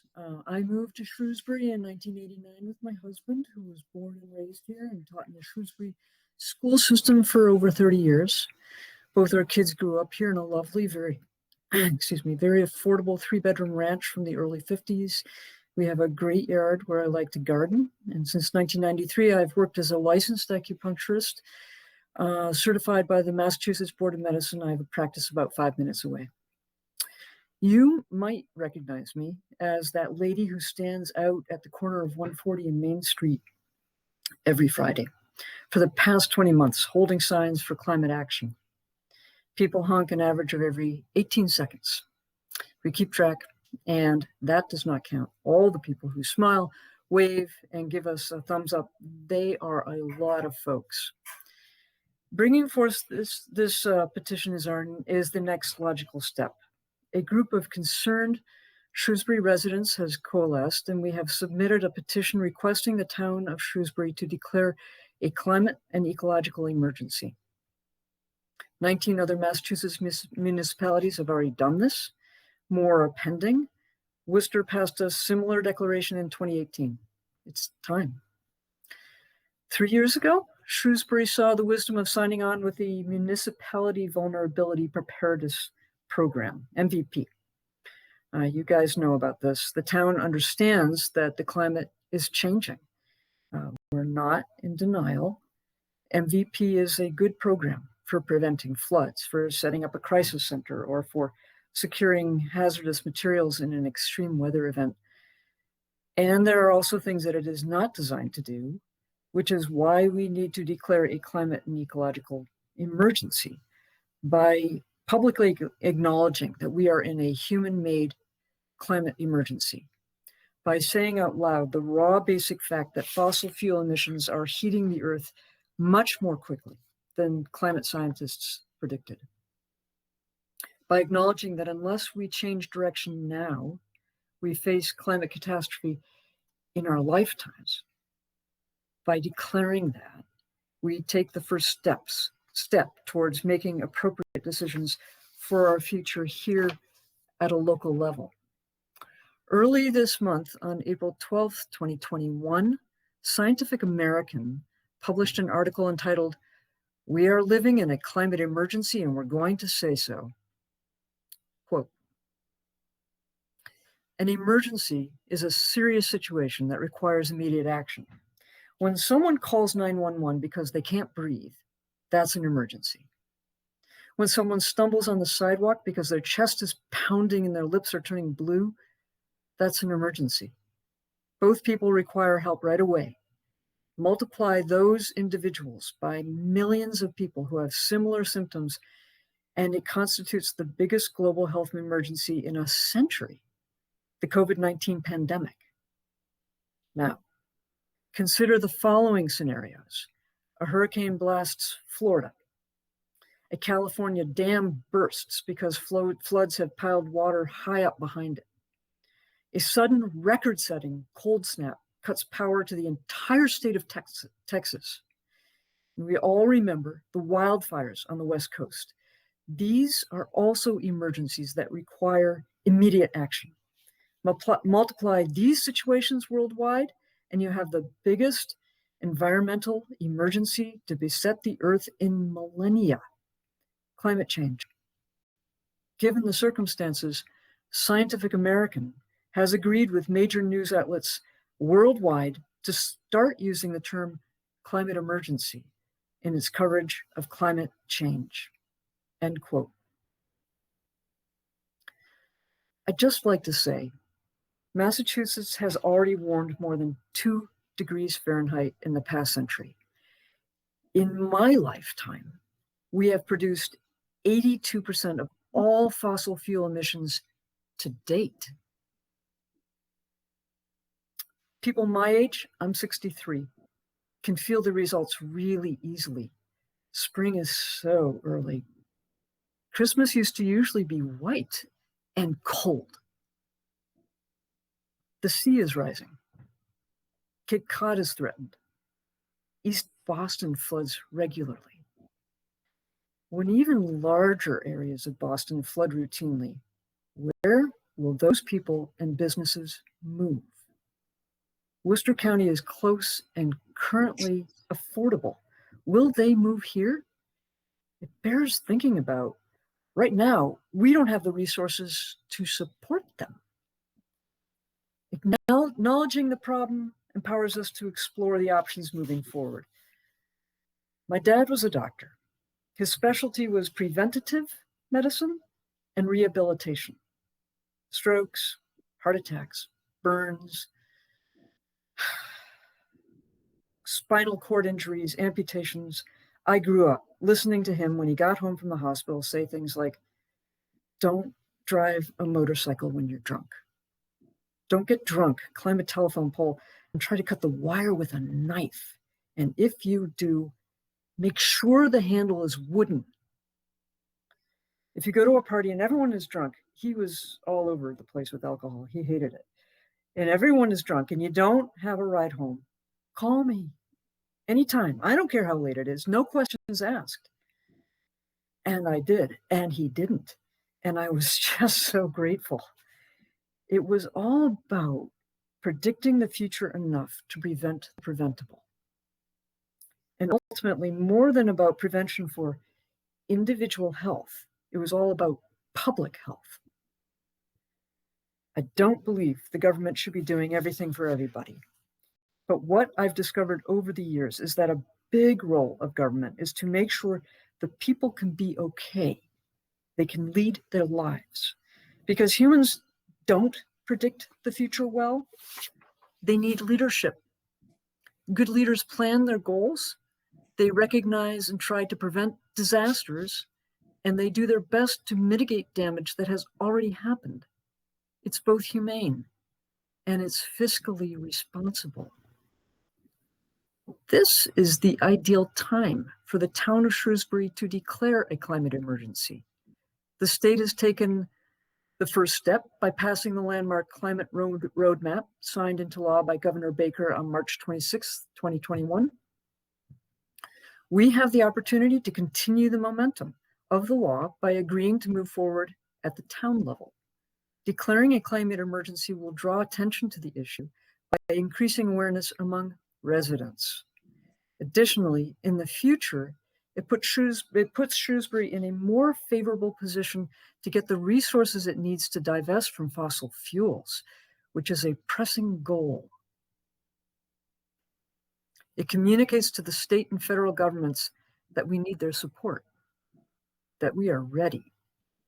We are asking the town of Shrewsbury to declare a climate emergency, to openly acknowledge we are in a human-made climate crisis. An official commitment, whatever portion of the climate emergency we can prevent, we do prevent. And whatever climate damage we need to mitigate, we foresee it as best as possible, and we're on it. This is for our children, our grandchildren, and ourselves. Right now is our last best chance to prevent a climate catastrophe. The first step is just to acknowledge this is real. Acknowledging it does not cost anything at all. We hope that we can count on your support for this citizens petition. And that concludes this presentation. Rachel Missel and Bella O'Connor will help answer any questions you may have. Thank you. Thank you. And thank you for being so respectful. You actually still had a whole minute left. Are there any questions or comments from the board?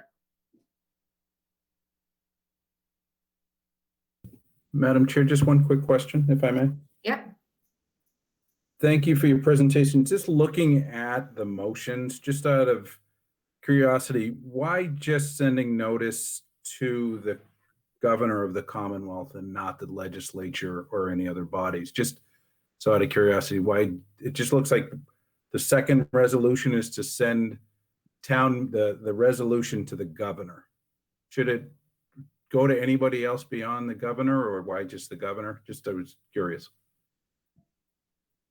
Diane, would you like me to take that one? Or would you like to? Is Rachel here?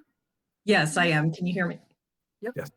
Okay, terrific. I think it can go to anyone you see fit, honestly, but ultimately the governor's office is where it needs to land. Mm-hmm. So if you want to send it to the legislature as well, by all means, nobody's going to stop you.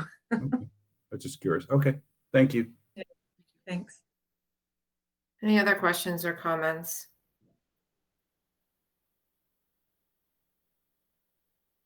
Okay, then I thank you very much for the presentation, and we look forward to seeing you at town meeting. Thanks very much. Thank you. All right. That brings us to item number 11, which is a presentation by Brian Moss, petitioner for Article 36 of the May 22nd, 2021 annual town meeting. I see, Brian, you're all set there. You got your screen share. And again, as I said previously, we are going to put on a timer for 10 minutes. So you have your 10 minutes. Floor is yours. Great. Thank you so much. So I did rearrange the presentation a little bit from the Finance Committee one, if you did see that one, to kind of tailor a little bit more to the Board of Selectmen. So this presentation is fluoride's linked to reduced IQ in children, Article 36. If you look at the petition, it's a very basic petition, and the actual impact would be Shrewsbury Town Meeting, if voted yes, the Shrewsbury Town Meeting would go on record as opposing the addition of fluoride to the town of Shrewsbury's drinking water supply in order to stop exposing vulnerable subpopulations such as pregnant women to fluoridated water due to the unreasonable risk it poses to their child's brain without any benefit to their child's teeth. And I did highlight a couple of things because I just wanted to keep that in mind as I go through this presentation, that you might hear it's safe and effective, but if you're going to put it in the water, it has to be safe and effective for all populations. And so I'm concentrating on that. If it's not safe and effective for any subpopulation, then it needs to come out of the water. So pregnant woman is the focus. And I do have the unreasonable risk portion, which I will present to you, as well as the no benefit to the teeth as well. So you'll probably remember back in 2019, I did bring this forward to the Board of Selectmen as your role in the, as water commissioners. In 2019, a study came out in the Journal of, it was a U.S. funded study that was peer reviewed, published in the Journal of American Medical Association Pediatrics. And there was actually that showed a link to optimally fluoridated water during pregnancy, drinking optimally fluoridated water during pregnancy to lowered IQ in children. When it was published, there was a actual podcast, which was unprecedented by the editors-in-chief of this prestigious journal. And I'm gonna just paraphrase it. You have this, you can look at this later, but pretty much they were saying that they were taught in medical school is it's completely safe, and anybody trying to take it out of the water is nuts. It's the best thing that's ever happened to dental health. So you hear all these things, these generalized statements, but when they saw the study, they were like, what the hell? Because the science wasn't adding up to what they heard throughout their residencies. A couple other things they mentioned during the 12-minute podcast was that the effect on IQ was the same effect size on par with lead. So this is not a small effect size, it's the same effect size as lead. And what was interesting is even at the end, they were asking each other, what would you do if new mothers came into their doctor's offices and asked as a pediatrician what to do? The editor-in-chief said, I think I would advise them to drink bottled water or filtered water because it's not a particularly odious thing to do and potentially does reduce the risk.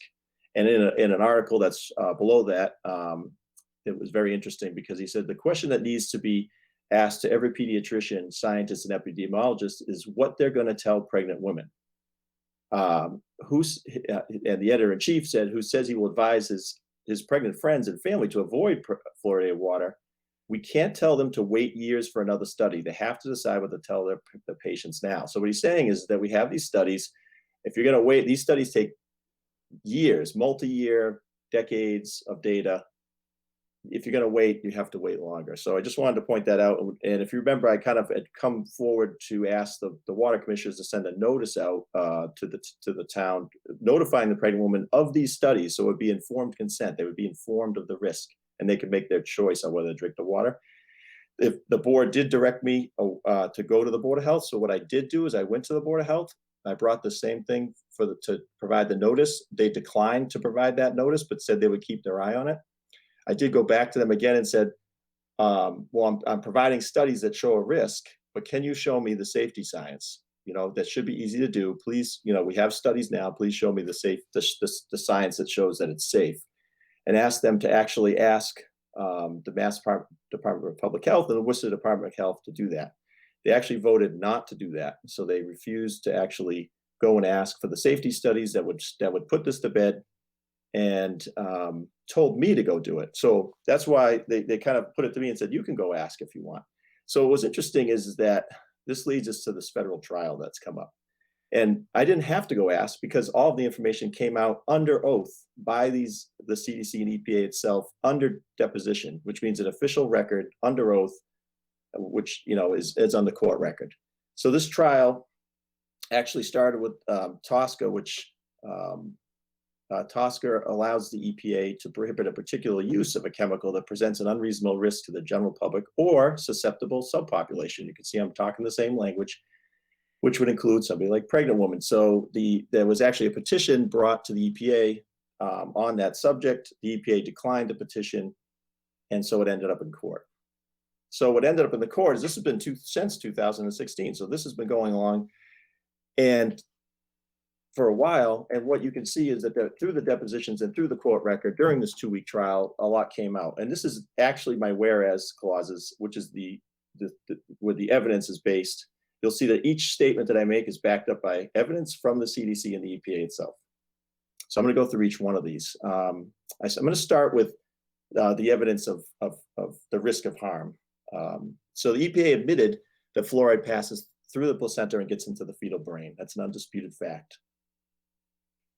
There's also a lot of talk about me cherry picking this data and studies, but that's not the case. I'm not cherry picking this. The EPA itself, this is an actual court document where the court specifically says, in particular, the studies arising out of the Merck element birth cohorts were all published after the EPA had denied the plaintiff's petition back in 2016. That's the same time that I had brought my last petition. This was after that. So all of these studies arising out of these birth cohorts after the last time I brought this to town meeting. And this lawsuit had already been filed. Importantly, even the EPA acknowledges that these studies are the highest quality, most reliable studies to date on the subject. And you can see the court document references all of the specific testimony and or undisputed facts. For example, you'll see even at the end there, you'll see the last bullet, Dr. Chang, which was representing the EPA, identified the Bahash, Green, and Till studies as the most rigorous from a methodology standpoint. This is Judge Chen, who's presiding over the federal trial, and I just want to read what he has to say. So much has changed since the petition was filed. 2 significant series of studies, respective cohort studies, which everybody agrees is the best methodology. Everybody agrees that were rigorous studies, and everybody agrees that these studies would be part of the best available scientific science. So you can see this is in the court record. He is saying everybody agrees, meaning the EPA, and, who's a defendant, and the plaintiffs, and they all showed adverse effects. These are the NIH, National Institutes of Health, funded Merck element birth cohort studies that they are referring to in those court documents. They've all happened since the last petition. The one on the upper right was the one that came out that kind of repeated. I think it was good guidance that was given by the selectmen at one point in time, or water commissioners, saying, there's a certain bar you have to reach with peer-reviewed science. The 2019 study actually repeated the 2017 study. And then there's been a study since then in 2020 showing a link of fluoride exposure and the effect, when it's in urethra with pregnant women, effect on children as well as infants. EPA itself, their chief scientist on fluoride, actually said, and I'm not going to read the statement, but that these studies are need to reassess current safety standards for fluoride. This is the EPA saying this, not me. So then you get to the CDC. Well, the CDC admitted a bunch of things. They had the oral health director under deposition. He said, and these are directly related to the statements in my petition. He says, we have not found evidence that shows benefit to the child if community water fluoridation or some other form of fluoride is ingested by the mother. So when they say it's effective, it's not effective they have no evidence to say it's effective for the same vulnerable subpopulation that I'm talking about. Yeah, the next one, this one's on infants. The CDC is not aware of any evidence demonstrating benefits from the consumption of fluoridated drinking water during the first 6 months of life. He answered, we are not aware of any evidence. So when you hear safe and effective, he is representing the CDC as a whole. They do not have this evidence for the fetus and the infant. And then this is the safe dose. They don't even have the safe dose for fluoride. So CDC does not have any data, meaning science studies, anything, on the tolerable upper fluoride intake for neurotoxic effects on children. Right? He answered. Then we have, I just want to say that the person, I only have less than a minute left, but the director of the NIH's National Toxicity Program for 10 years, accolades from the current director, wrote an op-ed when she left in 2019. It's time to protect kids developing brains from fluoride. Mounting evidence suggests fluoride may be hampering brain development and reducing kids' IQ. The US needs to rethink this exposure for pregnant women and children. She was the director of the NTP and the National Institute of Environmental Scientists for the NIH. She was head of the National Toxicology Program, which I have underneath here, which they're actually waiting for because it does some consolidation of data. But in their draft conclusion, it says, when considering all the evidence, NTP concludes that fluoride is presumed to be a cognitive neurotoxic hazard to humans. Brian, we're at 10 minutes. Phew, I got it done. So now, definitely as water commissioners, I hope you have a lot of questions for me. A lot has changed. There's a lot of new information. So I'm just hoping you have some questions for me as your role of water commissioners. Thank you. Are there any questions for Mr. Moss? Madam Chair. Mr. DiPaolo. Mr. Moss, thank you for that presentation. I have a couple of questions. This trial that you keep referring to, has it completed and has there been a verdict, a judgment? That's a great question. And actually, the TSCA law allows this one judge, that Judge Chen, he could rule either way and have the fate of all fluoridation decided by his vote. If he votes to have it banned, it would be banned. If he votes not to, then it would not. He is actually he's actually following the science. And so what he did is you can look at that abeyance order. I have a link. He put it in abeyance, which means he says, I'm not going to rule on this. And he chastised the two sides. He went to the plaintiffs and said, I don't think you have good enough standing. So I might rule against you because you don't have good enough standing. And then he went to the EPA and said, this is a lot of great science. And you need to reconsider the science since their petition, because this is all in the court documents. So they have not. So, but excuse me. Yep. Did he make a decision? He did not yet. Nope. So we don't know what the outcome of this is going to be, correct? Correct. Okay. And I just got to ask, I guess this is kind of a rhetorical question because you brought up this IQ thing before. So if we were to accept your argument that you're saying these studies demonstrated, and you can say, well, these are the facts, that's what they demonstrated. Are you telling me that every person who grew up in town on fluoridated water has a lower IQ because they had fluoride in the water? Everybody who grew up in town? Is that your contention? So not my contention, but what they're saying when they looked at these studies, and they actually looked at it, they found that there's on average a five IQ point loss for those that were, for pregnant women that intook fluoride levels on par with people drinking fluoridated water. Now, okay, so essentially, you're saying that they're saying that the average person who grew up in town, whose mother was pregnant, drank fluoridated water in Shrewsbury has an average of a 5-point lower IQ than surrounding towns that don't have it? that would be correct. And you might not, they do an interesting, if you look at that op-ed, that if there's a link in that op-ed that the former NTP director did, if you look at the video, it describes how you won't notice 5 IQ points because of the bell curve. If you take the bell curve and move it 5 IQ points to the left, you know, if we're all say in the middle of that bell curve, you're not going to notice it. But if the number of disabled children goes up significantly and the gifted children go down significantly, and as you do that for every chemical, such as lead, you move it to the left. For fluoride, you move it to the left. So there's a good explanation on that. Yes. Okay. I'm not completely sure I agree with that. I have one other question. So this whole fluoride thing and its benefit to tooth decay started with research by a dentist who noticed people had stained teeth in certain parts of the country. And I think if I remember right, I got to go back and look. In Colorado, I think they had stained teeth, but no cavities, or very, very few. So I guess my question is, so what do all the people do around the country who have fluoride naturally occurring in their water do? It's one thing to say to take it out if you're adding it. What do places do that have naturally occurring fluoride, which a lot of places do? Yeah, that's an interesting question.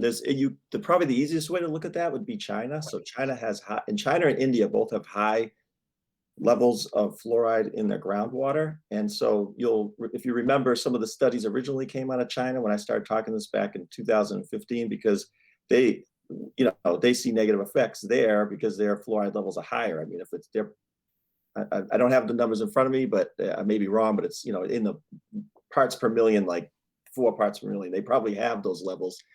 They're not in the 1 parts per million that we have.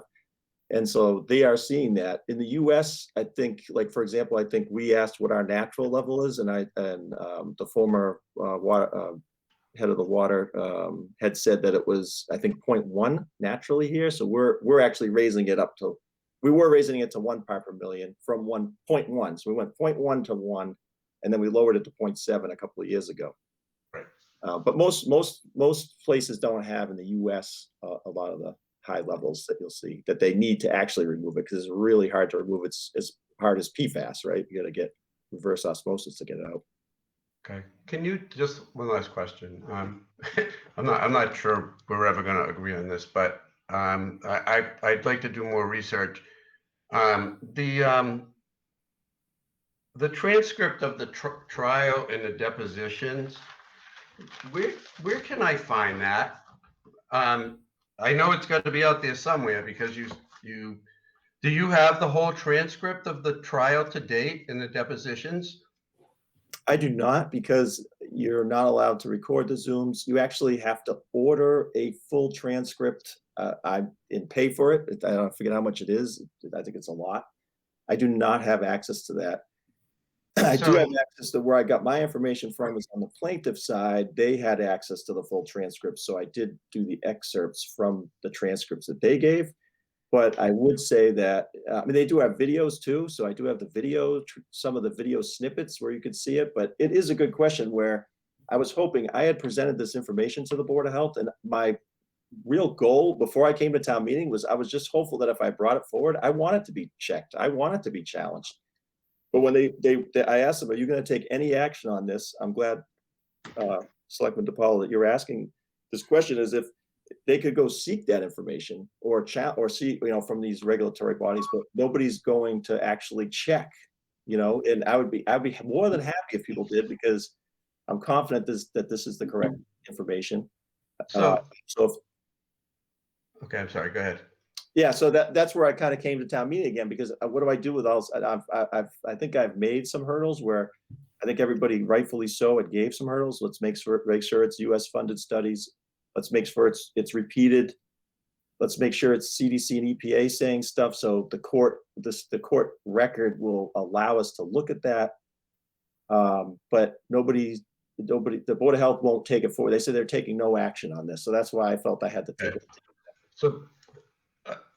So we don't, unless sounds like we have to pay a lot of money to get the transcripts.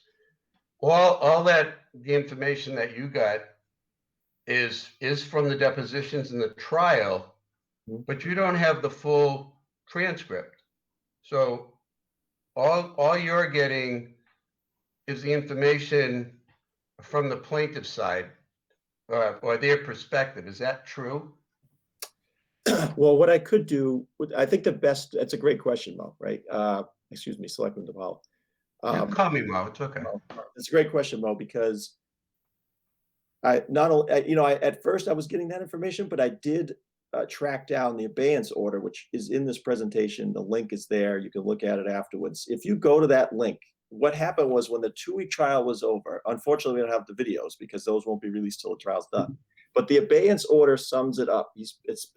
The judge spends the first couple of pages describing the standing issues of the plaintiffs, but then spends the other half of the document talking about the serious evidence, the effects on infants and, the lower IQ and these studies, and references the studies, references the EPA's actual where they came from in the deposition. So where I said it, this is from the deposition, that document actually has a really good reference.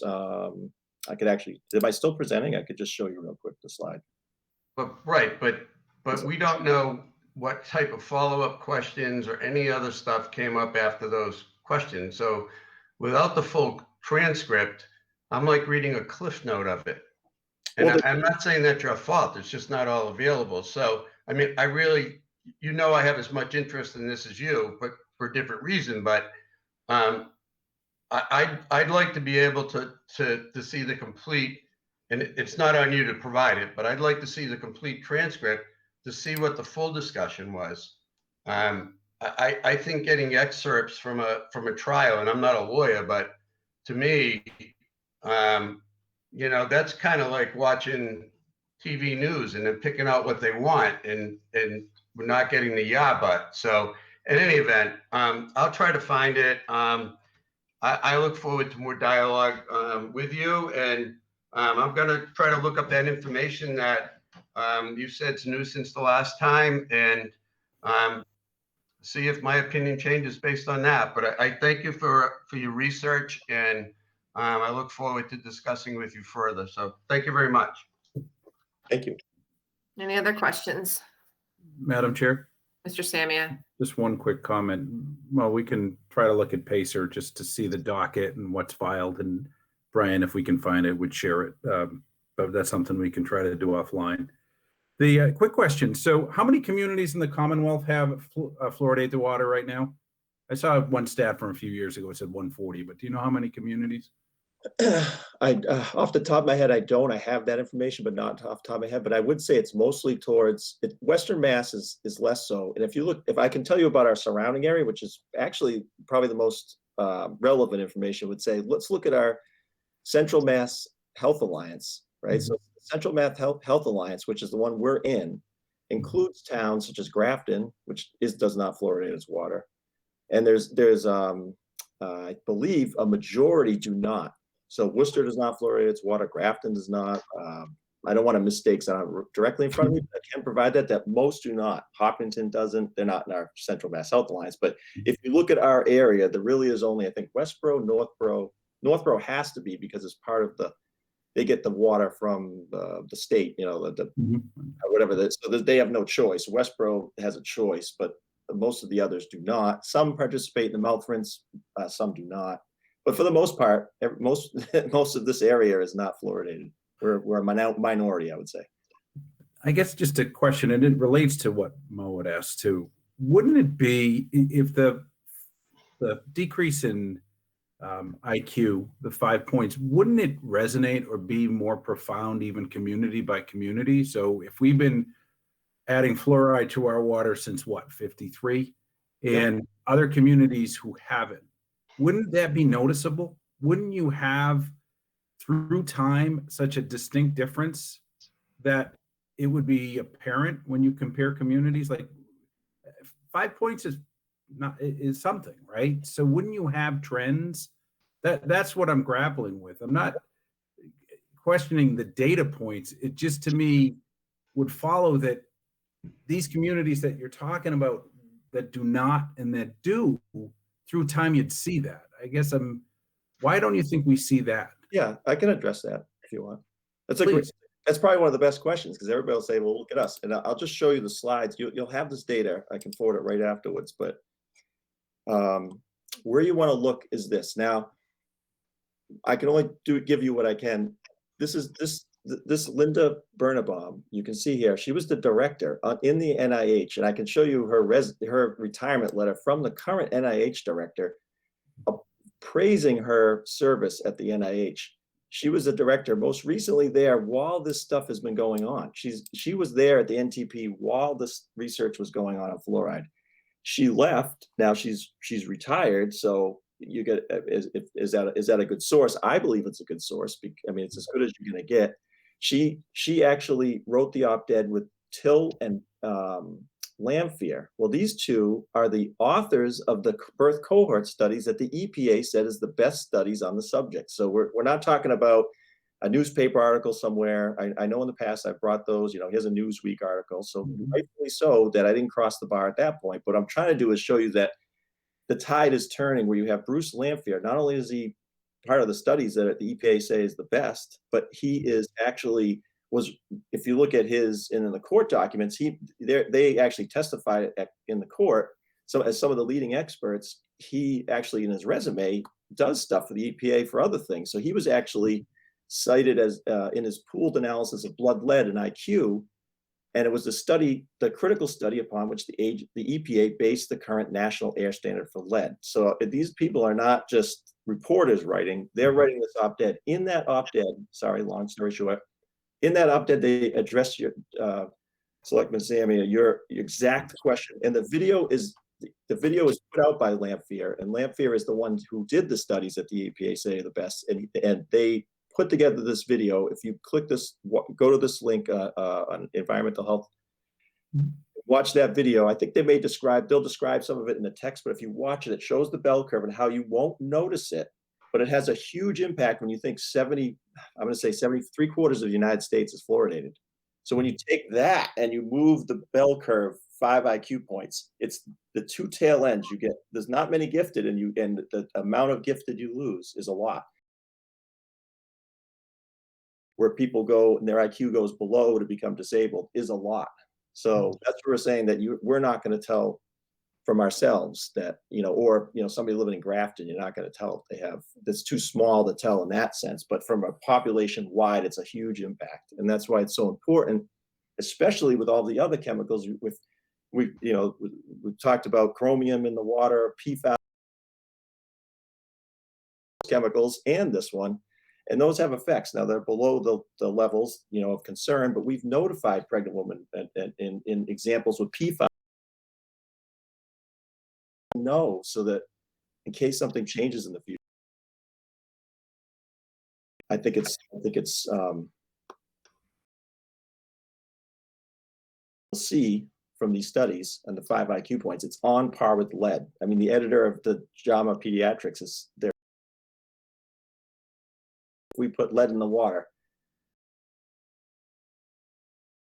Okay. Thank you. Thanks for your presentation, and I'll look deeper into the information. It's been a while since I've looked at some of this, so I look forward to getting back into it. Thank you. Great, thank you. Okay, any other questions or comments for Brian?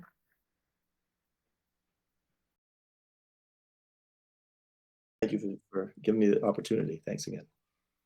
All right, so that brings us to item number 12 under new business. Review and act on recommendations for the May 22nd, 2021 annual town meeting. You'll find that these are grouped to avoid 42 roll call votes. I asked the manager to please group them so that we could instead just whittle it down to 14 votes. You'll notice that we are gonna start with the first one, which is to receive the reports of town officers and committees. Actually, before I start, Mr. Mizikar, am I okay to just keep going? You don't have any intro? Okay. So we can do the first two together. Review reports of town officers and committees and the fiscal year 2021 budget transfers. So just take a motion to approve. So we're voting on recommendations. So moved. Okay. Second. Okay, and then stop me if you have any questions or comments for any of these. We did go over the warrant previously. Mr. LeBeau? Aye. Mr. Samia? Aye. Mr. DiPaolo? Aye. Mr. Kane? Aye. Myself, aye. My recommendation for the next three, which is Articles 3, 4, and 5 to establish the override stabilization fund, to fund the override stabilization fund, and the fiscal year 2022 operating budget, would be to hold those until we know the outcome of the May 4th override vote. If I don't see anybody opposing that, we'll move on. 6, 7, 8, and 9, offset levy for cable TV funds, offset levy for the light funds, offset levy for free cash, and medical expenses of retired disabled police officers and firefighters. Move the board recommend.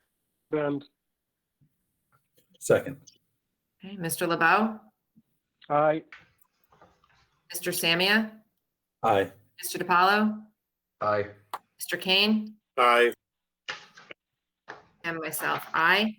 Okay, the next group we'll do is Articles 10 through 16. These are the operating budgets for our enterprise funds, solid waste, sewer capital budget, water operating, water capital budget, stormwater operating budget, and stormwater capital budget. Move approve, move we recommend. Second. Mr. LeBeau? Aye. Mr. Samia? Aye. Mr. DiPaolo? Mr. Kane? Aye. Myself, aye. For the next two, 17 and 18, I am again going to recommend that we hold on these. They are the fiscal year 2022 capital budget and the fund, and to fund the general stabilization fund, both of which we would want to know the outcome of the May 4th override vote. That will bring us to the next grouping of 4, 19, 20, 21, and 22. Set spending limits for the revolving accounts, fiscal year 2022 cable TV PEG access operating budget, chapter 90 local transportation aid, and the transfer funds sale of cemetery lots. Those four. Move. Recommend. Second. Okay, Mr. LeBeau? Aye. Mr. Samia, Aye.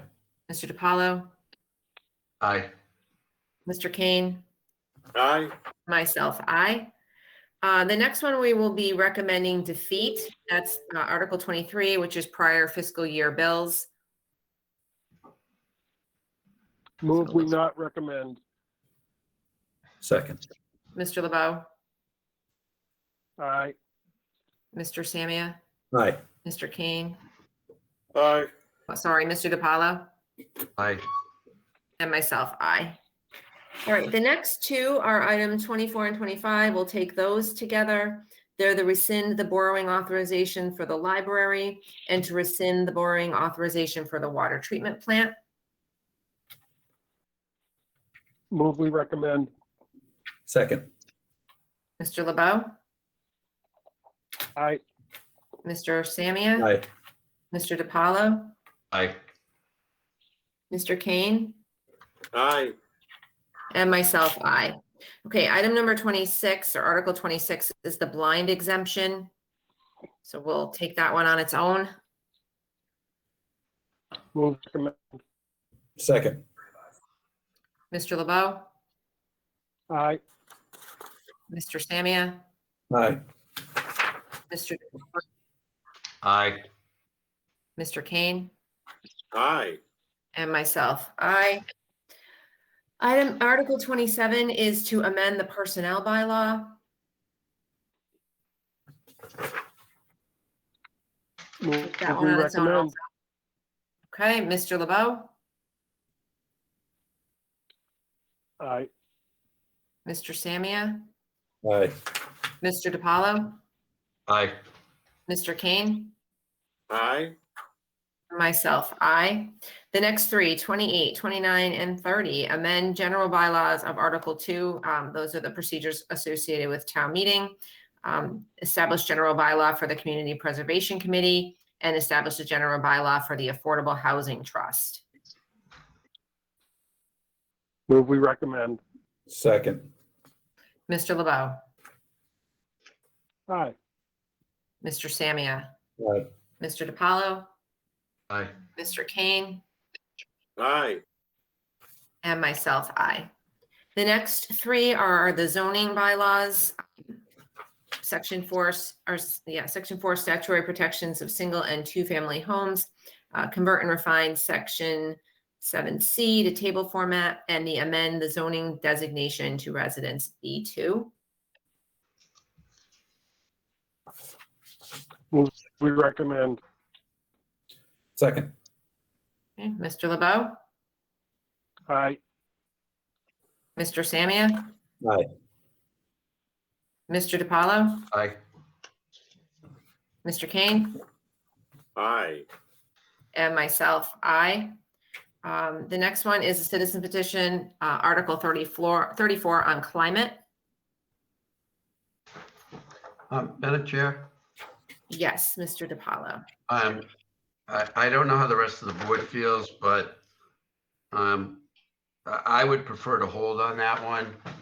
I'm still not, I need to read it more or understand it better. I'm not sure beyond creating awareness what the practical effect of it is. And so I would prefer to hold until we hear more discussion at town meeting, but I'll defer to the board.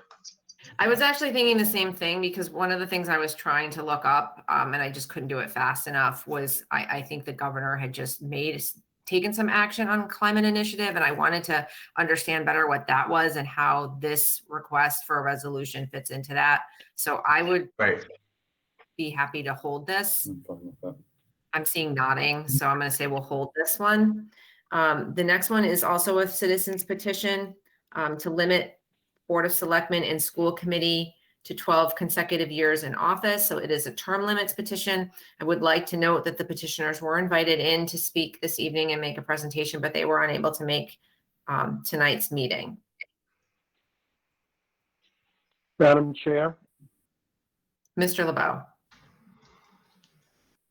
I mean, just considering the fact that I agree with what Mr. DiPaolo just said about the climate emergency. citizen petition article. Feel similarly about Mr. Moss's article. I'd like to have some time to review and think about what was presented to us tonight. As nothing was presented to us tonight relative to this article, I believe there was some discussion, but I don't think there was a presentation at the Finance Committee meeting.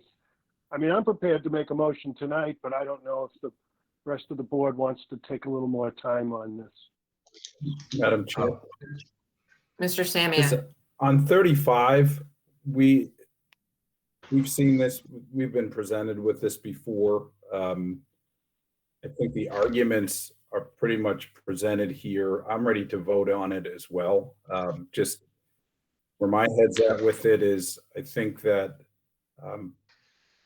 the door's open for anyone that wants to run for office. We've all run for office. I think that right now we need to, we're not having a lot of people run for office. To add another obstacle, I don't think is in our best interest. I think that sometimes we have contested elections, a lot of times we don't. And there's no barrier to entry through hard work and knocking on doors and running a campaign. I honestly believe that these offices is an opportunity to serve.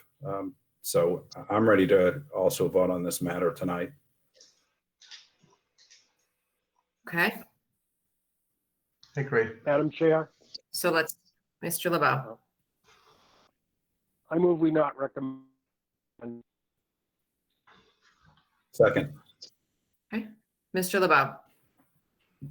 Aye. Mr. Samia. Aye. Mr. DiPaolo. Aye. Mr. Kane. Aye. Myself, aye. All right, that brings us to 36, which was the fluoride article we just heard. I think Mr. DiPaolo, I believe, would like to do more research on that. Would you like to hold on this one also? Yeah, I'm not sure my opinion's going to change, but I want to make sure that I've read as much as I can on it. So yes, I would appreciate it. Okay.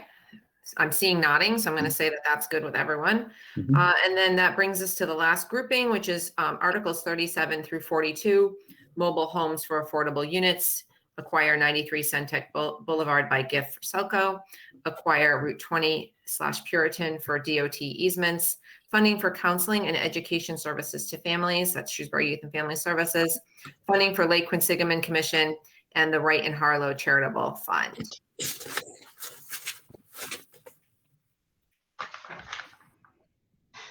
Move So let's take- recommend. Second. Okay, Mr. LeBeau. Aye. Mr. Samia. Aye. Mr. DiPaolo. Mr. Kane. Aye. And myself, aye. Okay, so that takes us through the warrant. That brings us to item number 13, which is to review and act on the appointment of 4 at-large Shrewsbury residents to the Community Preservation Committee contingent upon passage of Article 29 at the May 22nd, 2021 annual town meeting. We approached this process similarly to how we approached the Diversity, Equity, and Inclusion Task Force appointment process through Alexandria Martinez in the Board of Selectmen and Manager's Office. Each board member was given a spreadsheet with the people that applied and presented us with letters of interest, and we were able to vote for our 4 choices. And then those votes were tallied and compiled by Ms. Martinez and then fed back to me in time for the meeting this evening. So I would first like to start just by recognizing the people that did put in letters of interest, and that those are in no particular order. Deborah Mooney of 41 Deerfield Road, Deepa Moses of 7 Checkerberry Lane, Jason Molina of 31 Wachusett Avenue, Melanie McGee of 28 Oak Ridge Way, Melissa Hollenbeck of 38 Stony Hill Road, Rajesh Velagapudi of 355 Grafton Street, Whitney Andrews of 11 Cranbrook Road, and Laura Spangenberg of 302 Prospect Street. And so you will recall that we are doing appointments of 4 at-large members for staggered terms on the Community Preservation Committee. So we'll be appointing 2 members for 3-year terms, 1 member for a 2-year term, and 1 member for a 1-year term. And based on how the votes came out, the people, it will be given by the number of votes received. So we have 2 people who received 5 votes each, and those 2 people will be the people with the 3-year terms. So Who's that? those, someone stopping me? I said, who is that? Yeah, that was my next. So that would be Rajesh Velagapudi and Deborah Mooney. Okay, next with 4 votes will be the 2-year term, and that's Melanie McGee. And then we have a tie for the 1-year term with 3 votes apiece of Jason Molina and Laura Spangenberg. So we need to decide now as a board how we want to proceed with that 1-year term. I'm Chair. Mr. DiPaolo. No, never mind. Forget it. It's getting late. My brain's not working right. I'm good. Okay. I'm pretty sure it's right because I spent a long time furiously writing and figuring this out to make sure. Oh, I misinterpreted what you said. It took a second for it to filter through. Okay.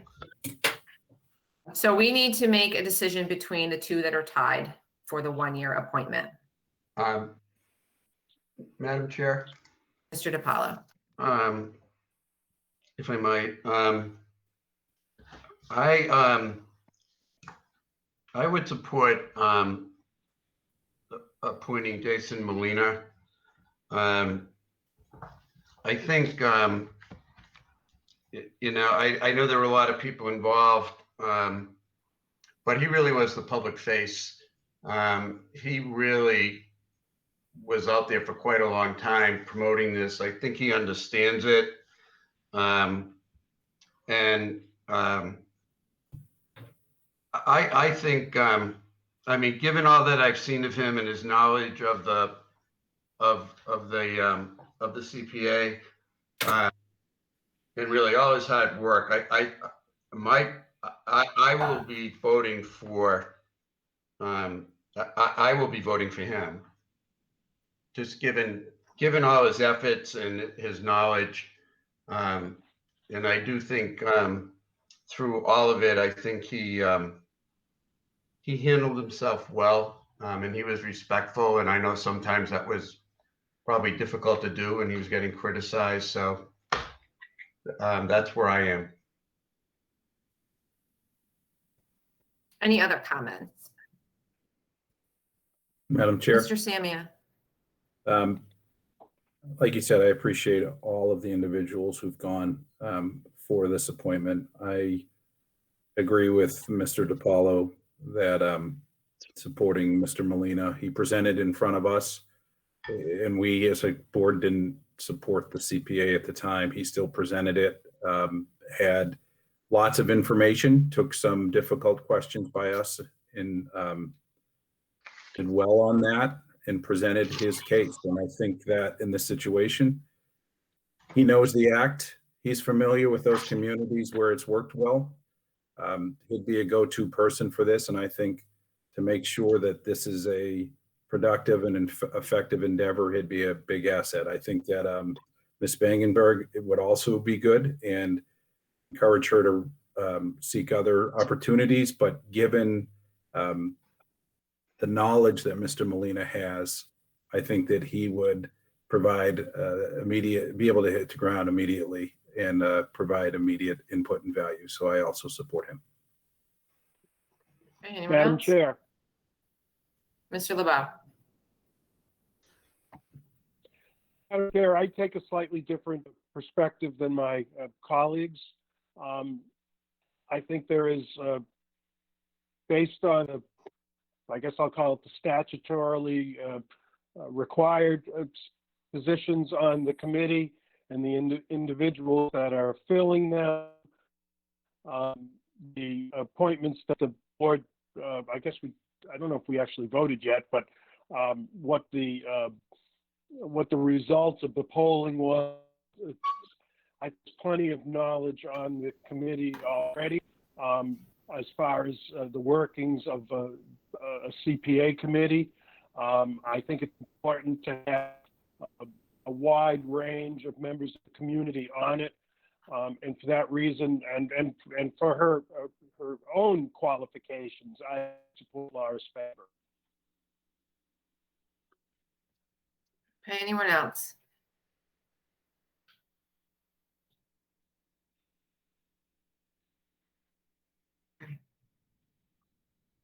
So I think that we are probably ready to move to a vote. I will say that this is a very difficult decision for me personally, having chosen both of them as part of my process of thinking through who I thought would be a contributing member. But I can completely understand the perspective of my colleagues, Mr. DiPaolo, Mr. Samia, and the work that Mr. Molina put into seeing CPA through. So I'll take a motion from someone. Mr. DiPaolo. Mr. DiPaolo, I think you're muted, but I'm reading lips. I'm sorry. So do you want a motion for all or just that one? Well, I think we need to deal with the tie first, and then we can do all. Okay, but I move that the board appoint Jason Molina for 1-year term contingent on the passage of the warrant article for the Community Preservation Committee. Second. Okay, is there any further discussion? Mr. LeBeau. No. Mr. Samia. Aye. Mr. DiPaolo. Aye. Mr. Kane. No. And myself, aye. Okay, so now we will move to vote for the following, and I'll just repeat it so that we're all clear and the public is clear. We are going to be voting to appoint Rajesh Belagaputi for a 3-year term, and Deb Mooney for a 3-year term, and Melanie McGee for a 2-year term. So moved. Second. Okay. Second. It's okay. Any further discussion? Mr. LeBeau. Mr. Samia. Aye. Mr. DiPaolo. Aye. And myself. Oh, Mr. Kane, sorry. Not gone yet, Beth. And myself, aye. Okay, so that's all set. And I would also just like to note that the Conservation Committee has appointed Martha Gotch. The Historical Commission was unable to vote at their previous meeting, so they had to cancel it because of quorum. They will determine their representative on May 6th. The Planning Board has appointed Stephen Boulay. Parks and Cemetery Commission has identified Jim LeMay, and the Shrewsbury Housing Authority, Kathleen McSweeney. So all of this is pending approval of Article 29 at the annual town meeting. I know that we say this all the time, but I think it bears repeating. We are really grateful for the people that applied. Your resumes, your letters of interest. It was a very difficult decision, and we do hope that people will continue to bring forth their applications to share their time and their talents with the town. So with that, we're going to move on to item number 14, which is to review and act on the approval and execution of the award of the bonds associated with the refunding of the Sherwood Middle School bonds. So Mr. Mizikar. Thank you, Madam Chair. Too bad it's so late. This is great financial news, of course, for the town. We took the option that we had to refund the bonds issued in 2011 for the Sherwood Middle School. Given market conditions and our firm AAA status, we received an interest rate of a little over 0.75%, so 0.7549. I obviously recommend that the board vote to adopt and sign this, as it will save the town nearly $2 million over the next 10 years. And obviously that's a huge savings to the taxpayers. Any questions or comments? The document.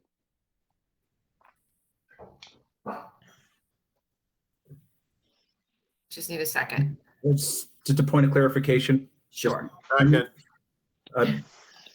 So through you, Madam Chair, to the town manager, do we need to be specific on the votes taken? Do they have to mirror what's in the drive? In the clerk certificate, are we okay? No, normally, so there's a full set of documents as Selectman Sammy has noted, and the board normally just makes a motion similar to Mr. LeBeau's, and then we execute all the documents for council by all 5 members. Okay, yeah, there's just votes taken in there, so those are the votes. Okay, second. Thank you. No further discussion. Mr. LeBeau? Aye. Mr. Samia? Aye. Mr. DiPaolo? Aye. Mr. Kane? Aye. And myself, aye. Item number 15, Madam- review and Madam act. Chair, Yes, Mr. DiPaolo. who seconded that? Who I seconded thought John that? Samia, or Jim Oh, seconded it, and then John asked a point of Mr. clarification. Simon. Yeah, either one. Or I didn't hear Mr. Kane say it. I just wanted to make sure we checked all the boxes. Thank you. Thank you. That's good. Thank you. Review and act on the request from Sanam Zaire, 8 Jamie Lane, and others to designate June 5th, 2021 as Minority and Women-Owned Business Day pursuant to Policy 30. So we have in the drive some draft language around a proclamation that would make June 5th Minority and Women-Owned Business Day.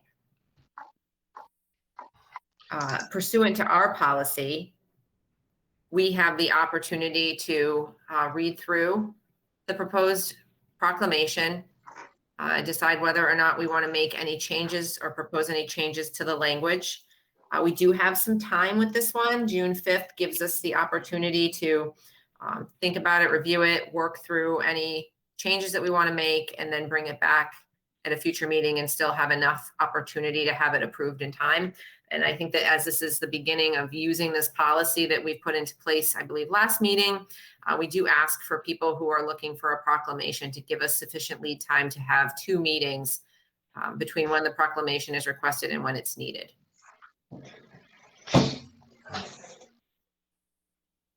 Madam Chair, Mr. DiPaolo. I would prefer that we wait until the next meeting. I have some questions about how we want these proclamations to be written. I think they're supposed to be more, at least in the past, we've been more recognition celebratory. And there's some things in here, unless I'm misunderstanding the way they're more directing the board. And I just want to make sure that I understand it. And I don't want to set a precedent where these proclamations could inadvertently be setting policy, because I don't think that's the proper document to do that with. I think if we want to set a policy, we should set a policy. And I just want to make sure I understand it. So I don't have a problem with the concept. I just want to make sure I understand what we are approving if we approve this proclamation as it's written. I think if we put it on the May 11th agenda, that would give us plenty of time to take care of any language questions and then have it issued. If it's okay with everybody, thank you. I see nodding and yawning. Okay, item number 16 is review and act on the request from Kathy Musiak, 23 Bell Ridge Drive, on the issuance of a proclamation for Children's Mental Health Week from May 2nd, 2021 to May 8th, 2021, pursuant to Policy 30. This was received by us prior to our enacting Policy 30. It was one of the reasons why we decided we needed a policy. So this one we will need to take up this evening and decide on. Sure. Are you looking for a motion or? I am, yes. Well, let me just, I think, Mr. LeBeau, do you want to speak? No, it's fine. I'm falling asleep at the switch, so to speak. I was going to make a motion. Okay. I would like to say that I'm more comfortable with the format of this one. I think it's more in line with what we've traditionally issue this proclamation. So I would make a motion to issue this proclamation. Yes, and I know that at the bottom it does talk about the mayor. But again, we're just going to change that appropriately. And in her letter to us, Ms. Muziak did note that she would expect us to make the alterations to make it fit our town. Sure. So I think I heard a second, but I don't know. Second. Okay, so Mr. LeBeau, You have plenty of them. Aye. Mr. Samia, Aye. Mr. DiPaolo, Aye. Mr. Kane, Aye. myself, aye. The next one, item 17, review and act on the request from Bridget Hilton, 1 Jacobson Drive, and Elizabeth Hilton, 123 Bumblebee Circle, on the issuance of a proclamation to designate June 19th, 2021 as Juneteenth Independence Day pursuant to Policy 30. And we again have language here in the drive. I do want to note one concern that I have with this is at the end, it is asking that this is a recurring proclamation yearly. And I would think that we would need someone to request it yearly if they wanted it to be yearly. I don't know that, I mean, we're great at keeping track of things. I just would worry that we might not keep track of needing to reissue a proclamation. And I don't want that to become the responsibility of the board to do so. So I would say that I would like to take the time to speak to the people requesting, Ms. Hilton and her sister, Ms. Hilton, and bring this back on May 11th, if that's okay with everyone. Yep. Okay. Item number 18 is to review and act on a letter of support to Congressman McGovern's office for the project Shrewsbury Rehabilitation and Box Widening on Route 20 from Route 9 to South Street. Mr. Mizikar, did you have anything on that for us? Just for briefly for the public, the board has supported and authorized a submission to Congressman McGovern's office for seeking federal funding to make improvements basically from South Street to the Northborough town line in the areas where we had some recent traffic accidents and has long been a part of the Route 20 master plan. So we're seeking federal funding to make these improvements as soon as possible. So this is just a letter that will go to the congressman's office for support in his packet with the appropriating committee. Great. And Mr. Mizikar, am I correct that I also saw a letter from Representative Kane supporting this as well? Yes, she has submitted a letter of support, and also just want to acknowledge CMRPC for their support as well. Great, thank you. So just need a motion. A motion to sign the letter? Second. Okay, Mr. LeBeau, Aye. Mr. Samia, Aye. Mr. DiPaolo, Aye. Mr. Kane, Aye. and myself, aye. Item number 19 is to review and act on the 2021 garage license renewals. You have a list attached.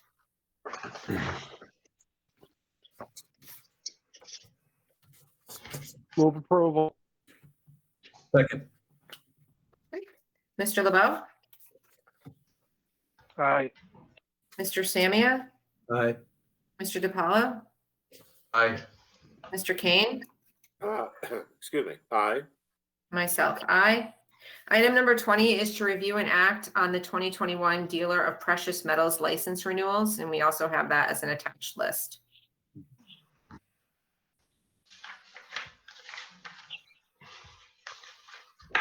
Move approval. Second. Okay, Mr. LeBeau,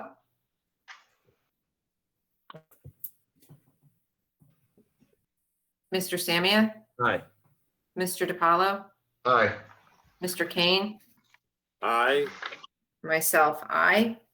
I like this one because we haven't done one of these in like 13 months. We're going to review and act on the one-day all alcohol license request of Joe Youssef, St. Mary's Syriac Orthodox Church, 1 Industrial Drive, for a wedding on Saturday, May 29th, 2021 from 6 p.m. to 12 a.m. Madam Chair, I enthusiastically move, we recommend, we grant the license application. Second. Okay, It's Mr. been so LeBeau. long, I didn't even know how to do it. I know. Aye. Mr. Samia, Aye. Mr. DiPaolo, Aye. Mr. Kane, Aye. and myself, aye. All right, we have made it to correspondence. So I will just run through these. Item numbers 22 through 28 are all decisions of the Zoning Board of Appeals. Item number 29 is an email dated April 12th, 2021 from Aaron Flaherty, Environmental Analyst, Massachusetts Environmental Policy Act Office, regarding the comment period extension EEA 16344 Village at Grafton Woods, Grafton. The same with item number 30, which is another email on the same subject from Aaron Flaherty, and an email dated April 15th, 2021 from Jessica Roberts, Teague and Bond, 53 Southampton Road, Westfield, regarding the Village at Grafton Woods, MIPA number 16344 is item number 31. Item 32 is a letter dated April 15th, 2021 from Bernard Cahill, Town Planner, to Secretary Kathleen Z. Theodoris, Executive Office of Energy and Environmental Affairs, regarding EEA 12348/13708, Village at Grafton Woods, 8 Pine Street, Grafton, Mass.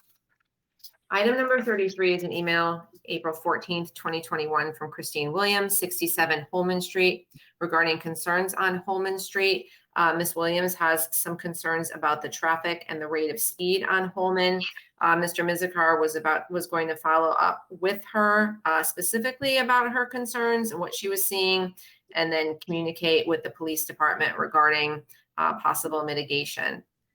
33 is an email dated April 14th from State Representative Hannah Kane regarding the FY22 House budget. Item 35 is an email dated April 15th, 2021 from Angelo Snell, Superintendent of Public Facilities and Parks, regarding the Community Preservation Committee appointee. Item 36, email dated April 15th, 2021 from Keith Elms, Animal Control Officer, regarding the quarterly warrant. Item number 37, dated April 16th, 2021 from the Town of Shrewsbury Scholarship Committee, regarding their 2021 scholarship cycle. And I know that they awarded 25 $500 scholarships to deserving high school seniors. They all must reside in the town of Shrewsbury. We did have the majority coming from Shrewsbury High School, but there were also recipients from the Advanced Math and Science Academy, the Massachusetts Academy of Math and Science, and the Landmark School. So congratulations to all of those students. Let's see. Item number 38 is a letter dated April 16th, 2021 from Alan Taylor, 496 Grafton Street, regarding Historic District Commission reappointment. Item 39 is an email dated April 19th. Hey, Madam Chairman. Yes, Madam Chairman. Mr. Kane. Would it be completely rude if I asked that we reappoint Alan tonight? I always liked him. We haven't always agreed on everything, but I think he's a really dedicated guy, and I think he's doing a good job. Can we do that? I'm comfortable with appointing Mr. Taylor. And I heard a second. I So, second. Yep. Great, let's do it. okay. Mr. LeBeau, Aye. Mr. Samia, Aye. Mr. DiPaolo, Aye. Mr. Kane, Aye. and myself, aye. Item 39 Thank is you. an email dated April 19th, 2021 from Mike Hazen, 4 Rubin Circle, and others. The others are the neighbors, regarding the Toblin Hill neighborhood. It's a letter from the neighborhood regarding the Toblin Hill Bridge. As many may know, Toblin Hill neighborhood has 2 bridges, one that had to be removed because of structural damage, and another one that is the only way in and out. And this is a letter signed by a number of the residents on Toblin Hill, Rubin Circle, Bummett Brook Circle, Walnut Street, and Nursery Drive, I believe, that are impacted by this bridge, and asking for the town to find a way to fund the replacement of the structure, which has officially been closed since 2015. And I know that it's been a conversation that we've had over the years. And again, we all know where we are with funding difficulties. But I know that we will continue to speak with the manager and work with one another to try to find a path forward to get this bridge situation taken care of. And I do want to thank Mr. Hazen and his neighbors for sending us this letter. We are well aware and trying to find a solution for your neighborhood. Item number 40 is a letter dated April 20th, 2021 from Helen Townsend, Administrative Assistant in the Assessor's Office, regarding the availability of 400 Maple Avenue as an address.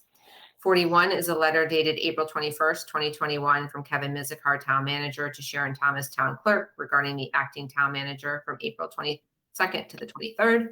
Item 42, email dated April 21st, 2021 from Sean Lazier, Community Relations Eversource, 157 Corderville Road, Southborough, regarding hardship assistance for residents. Item 43 is an email dated April 21st, 2021 from Brad Stone, Conservation Agent, regarding the Conservation Commission appointment to the CPC. Item 44, an email dated April 21st, 2021 from Gerald Sextus, 139 North Quinsigamon Ave, regarding prohibition of left turns from South Street to Route 20 westbound. Actually, the next two, 45 is an email from the same date from Herb Berg, 3 Brentwood Drive, about the South Street left turn. 46 is an email from April 21st from Laura Hafez, 9 Catherine Drive, Northborough, regarding the prohibition of left turns on South Street to Route 20. Email dated April 22nd, 2021 from Karen Stoyanoff, 8 Alden Avenue, to Kevin Mizikar, Town Manager, regarding St. Mary's Main Street parking in a dangerous situation. I know from reading through the emails that Mr. Mizikar is working with Ms. Stoyanoff regarding her concerns, many of which will be remedied when that area of road is paved starting at some point this summer. Item number 48 is an email dated April 22nd, 2021 from Liam Monahan, 55 Howe Ave, regarding prohibition of left turns from South Street to Route 20 westbound. Item number 49 is an email dated April 22nd, 2021 from Debbie Stefani, 686 South Street, regarding the Route 20 master plan. And item 50 is a letter dated April 22nd, 2021 from Nick Rapetka, Highway Division Manager, to Kevin Mizikar, Town Manager, regarding the street sweeping report of April 22nd. And that brings us to the close of our meeting, 2 minutes before the 3-hour mark. But we stretched this out as long as we could, so we didn't have to say goodbye to Mr. Kane, but I guess we just ran out of steam. All good things Nice have working come with you, to take a motion Well, if to I could adjourn. leave you guys with two requests, if I could. We made a lot of good progress this past year, or the previous year, on dealing with UMass and the land along Maple Ave. Then COVID hit, so you certainly couldn't expect them to focus on anything other than healthcare. If you guys could keep that in the back of your minds, Kevin has a complete file, and I think it's in good shape when they're ready to focus again. And obviously, please keep your eye, as I will, on any land in town that's 61A land that might be a unique opportunity for the town to add to its open space. So if I could leave you two with those 2 items, God bless. Thank you very much. It's been a great 12 years. Thanks, Jim. You want to make the motion to adjourn? Madam Chair? Mr. Madam LeBlanc. Chair, may I say one thing? Sure. I just want to remind Mr. Kane tonight, his regular scheduled meeting continues to be a selectman until the election results are made, and I remind him that Selectman Fitzgerald attended a special meeting of the board on election day as he was leaving the board. So it's not over yet, Jim. That's true, John. Good point. Valid point, Commissioner. Good man. Hey, maybe we'll have a separate workshop between now and election day. Don't tempt me. Maybe we should adjourn. I think an all-day workshop, actually. That'd be fantastic. There you go, John. All right. can I Motion get a to adjourn. Thank you. Second. Anybody want a second? Okay. Mr. LeBeau. Aye. Mr. Samia, Aye. Mr. DiPaolo, Aye. Mr. Kane, Aye. myself, aye. Good night, everyone. Thank you. Good Good night. night. Thanks, Jim. Good night. Yeah. Thank you, Chair.